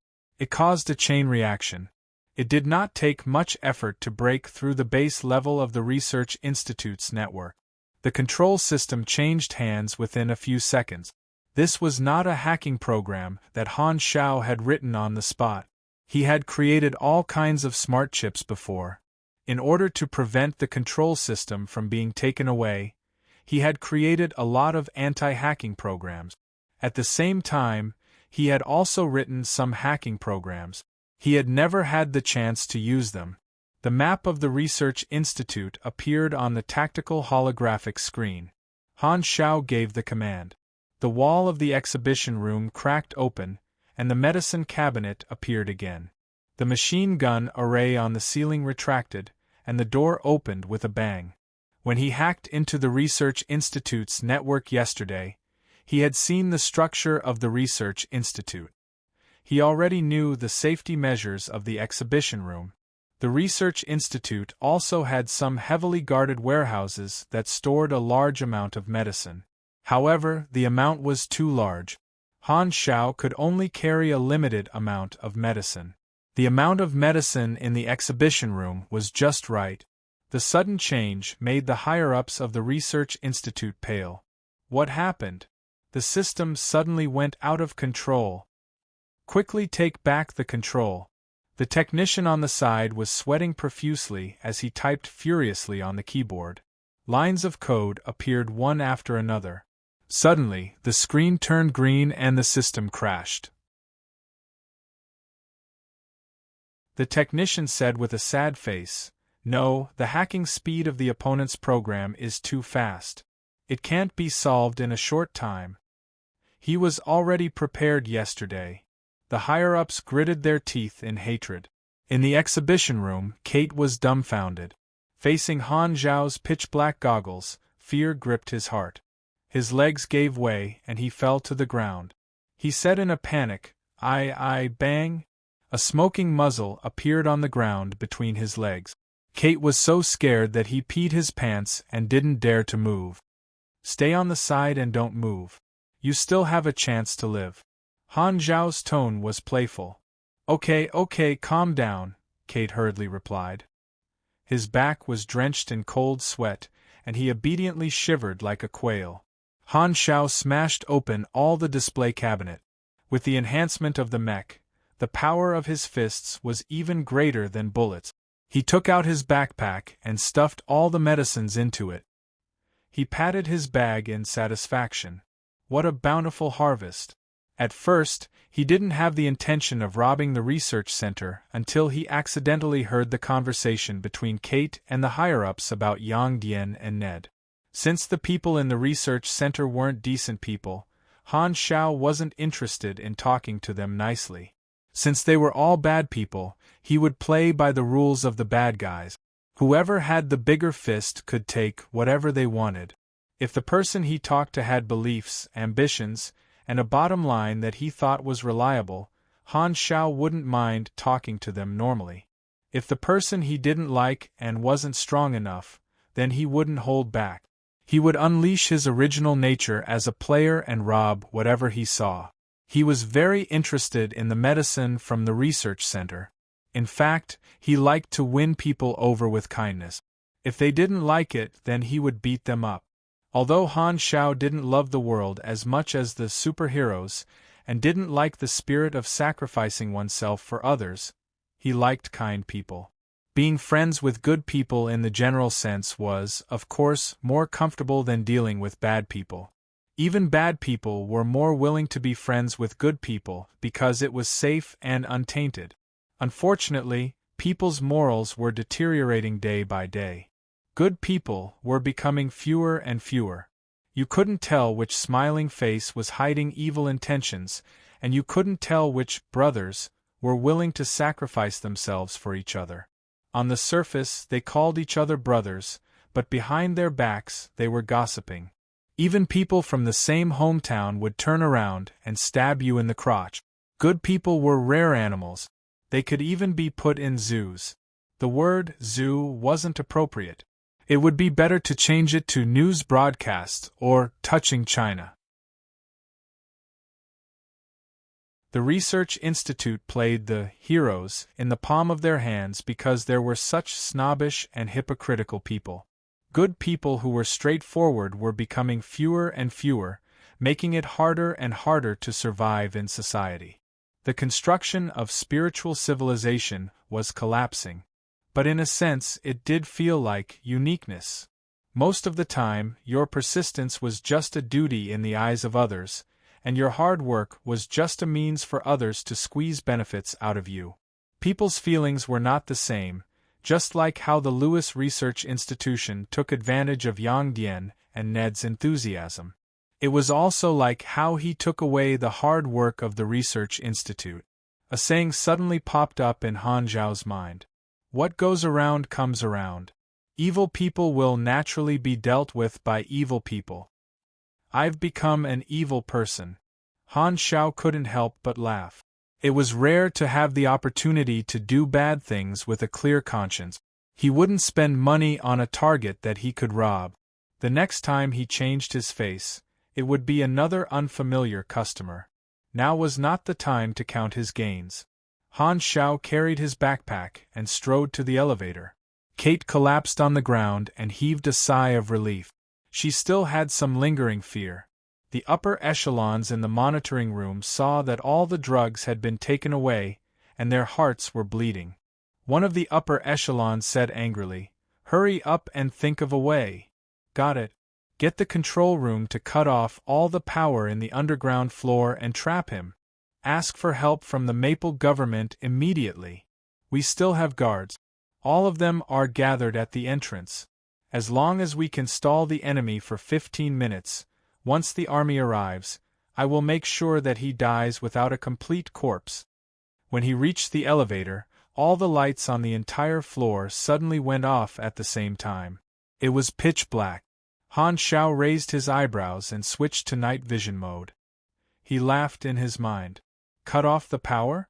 I knew it. Han Shao bent his legs, and the elastic force generated by the nano-muscle fibers gathered in his leg. The ground cracked open, and his entire body was like a cannonball, blasting through the ceiling and directly jumping upstairs. After 2 consecutive jumps, Han Shao crashed into the hall. He immediately saw the bodyguards gathering at the entrance. There were only 20 of them now, not even 1/5 of the total number of guards in the Research Institute. Han Zhao's way of going upstairs was too fast, and the Research Institute didn't have much time to react. The upper echelons of the research institute were shocked by the performance of the mechanical suit. They hurriedly ordered the bodyguards to attack. Stall the enemy. The other bodyguards will be here in 10 seconds. F***CK. Before he could finish his order, Han Shao had already sprang into action and knocked over the bodyguard in an instant. Like a bowling ball hitting a grand slam, Han Zhao's momentum did not slow down as he smashed through the glass of the door and disappeared into the street. He was so fast that only a black shadow was left in everyone's eyes. The upper echelons of the research institute were furious. They had high hopes that the bodyguards would be able to stall for at least 15 minutes, but they didn't even last 3 seconds. Seeing that they couldn't get the drugs back, the upper echelons' hearts bled. When will the Maple Army arrive? At least 10 minutes. It's too late. That bastard has already escaped. Is there any other way? Kate recovered and immediately said, "The 2 superheroes are still in the city. I'll contact them immediately."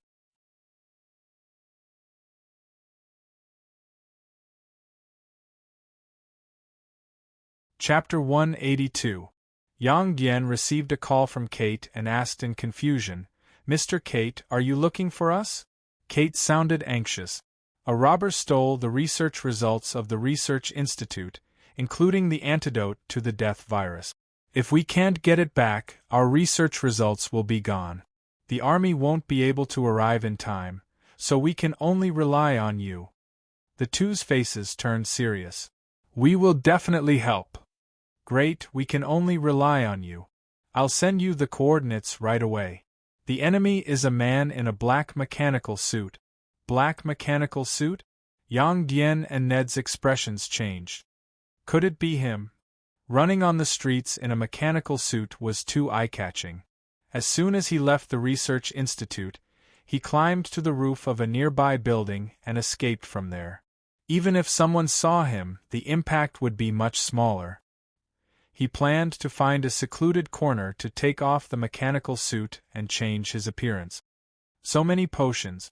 It's enough for me to drink like water every day. Han Shao chuckled. After turning a few streets, Han Shao jumped into a deserted alley. At this time, the radar showed that 2 strong life targets were tracking him. Searching through the database automatically, he found matches.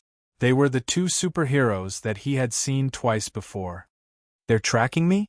Han Shao thought about it and knew that they were tricked by Lewis Research Institution again. At this time, a notification popped up on the interface. "You have triggered the mission A Trial of a Hero. Mission Introduction. There is no lack of righteous heroes, but there is a lack of correct methods. Some people have fallen into depravity, some people have abandoned their original intentions, some people have lost their principles, and some people have been taken advantage of by others. Choosing righteousness is a difficult path, and you can become their trial. Mission requirements: defeat Yang Dian and Ned and expose the truth of Lewis Research Institution. Reward." Random Han Shao narrowed his eyes. He was interested in this mission. It felt like being a demon king. Han Shao analyzed the data. "I have a few minutes to waste. I'll play with them." Han Shao stopped and waited. Very soon, Yang Dian and Ned's figures flashed past the entrance of the alley. After a few seconds, the 2 of them hurriedly turned around and stood at the entrance of the alley to confront him. "It really is you." Yang Dian's expression was solemn. He had seen the combat strength of this mysterious mecha warrior with his own eyes. Even if he had been at his peak, he would have been knocked down with just a few punches. Moreover, he was still injured. However, when he remembered that Han Shao had stolen the antidote to the death virus, Yang Dian mustered up his courage. Even if he could not win, he would not back down. Ned rubbed his hands, ready to attack. "Even if you saved us, we can't let you take away the antidote." Antidote. It was a typical case of being betrayed and still giving money to the number of people. Ned was the first to strike. He slapped his hands forward, and a shock wave swept across the alley. The walls were peeled off, and cracks appeared on the ground. Han Shao suddenly jumped up, drawing a rapid arc in the air, and crashed over like a cannonball. Yang Dian gritted his teeth and swung his fist forward. Bang!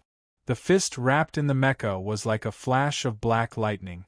Before Yang Dian could swing his fist, it struck Yang Dian in the chest. Yang Dian's vision blurred, and the scenery in his field of vision receded rapidly. He flew backward and was embedded into the wall with a loud bang. All the bones in his body were almost shattered from the impact. He was insta-killed in one hit. His stamina is even more terrifying than the lion that injured me.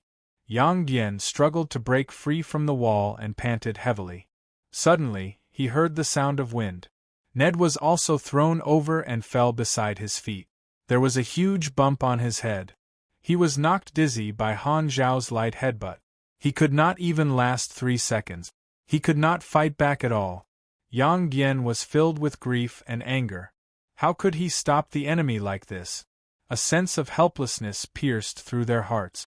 Han Shao saw that the two gritted their teeth and were about to stand up. He looked at the timer in the corner of the holographic screen.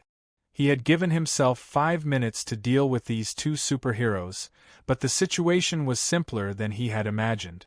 He had defeated the two in less than 10 seconds. These two were supers above LV-30. With his current strength, he was basically unparalleled. He took a few steps forward. Just as he was about to say something, Yang Dian struggled to stand up. With an unyielding and angry expression, he gritted his teeth and said, "You took away the antidote to the death virus. Many people will die. Today, even if I have to risk my life, I will stop you." Han Shao stomped his feet and said with a smile that did not look like a smile, "Dying as a hero. Other than withered flowers, empty praise, and a few fake tears, what else can you get?" Yang Dian gritted his teeth. "No matter what others think of me, as long as I am satisfied." Suddenly, Yang Dian's vision blurred. A large black hand expanded in his field of vision, grabbed his head, and smashed him into the wall. Debris flew everywhere. His head was bleeding. Yang Dian fell to the ground. His vision spun, and he did not even have the strength to stand up.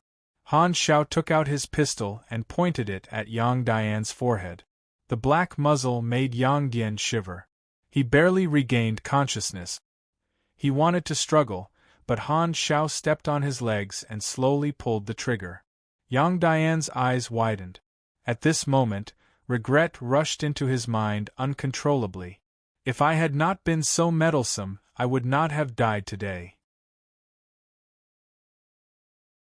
Even if I gave it my all, I would not have been able to stop such a strong enemy.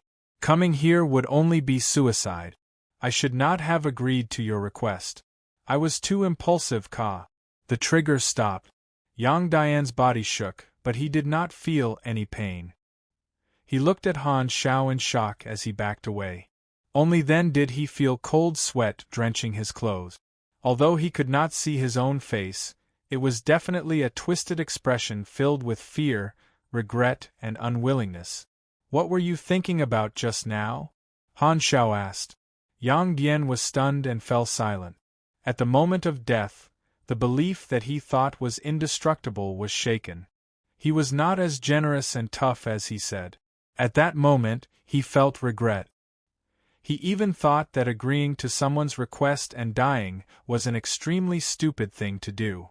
Before this, he had been working hard with the goal of becoming a superhero. He wanted to save more people, protect more civilians, and sacrifice himself for others. However, at this moment, Yang Dian only felt lost. Han Shao put the unloaded pistol back into the holster, took out his computer, put some information into the USB flash drive, unplugged it, and threw it to Yang Dian. He then turned around and disappeared in front of the two. Yang Dian and Ned were both stunned. The enemy left just like that? Why didn't he kill us? Yang Dian held the USB flash drive in confusion. We are not his match. Don't go looking for death. Let's leave this place first. Ned supported Yang Dian as the two limped away from the scene. Another mission failure. The two were filled with shame. They did not have the face to see Kate. When they arrived at the entrance of Lewis Research Institution, the army had already arrived and sealed off the place. The two did not want to interact with the Maple Army, so they could only return to their resting place and bandage their wounds. Yang Dian had been thinking about Han Zhao's words the whole time. His mind was in a mess, and he lay on the bed in a daze. The thoughts from before kept flashing through his mind. He could feel that his concept of being a superhero was collapsing. You're tuning in to the Phoenix Knights YouTube channel. Don't forget to subscribe and join us on this journey to catch the most captivating stories.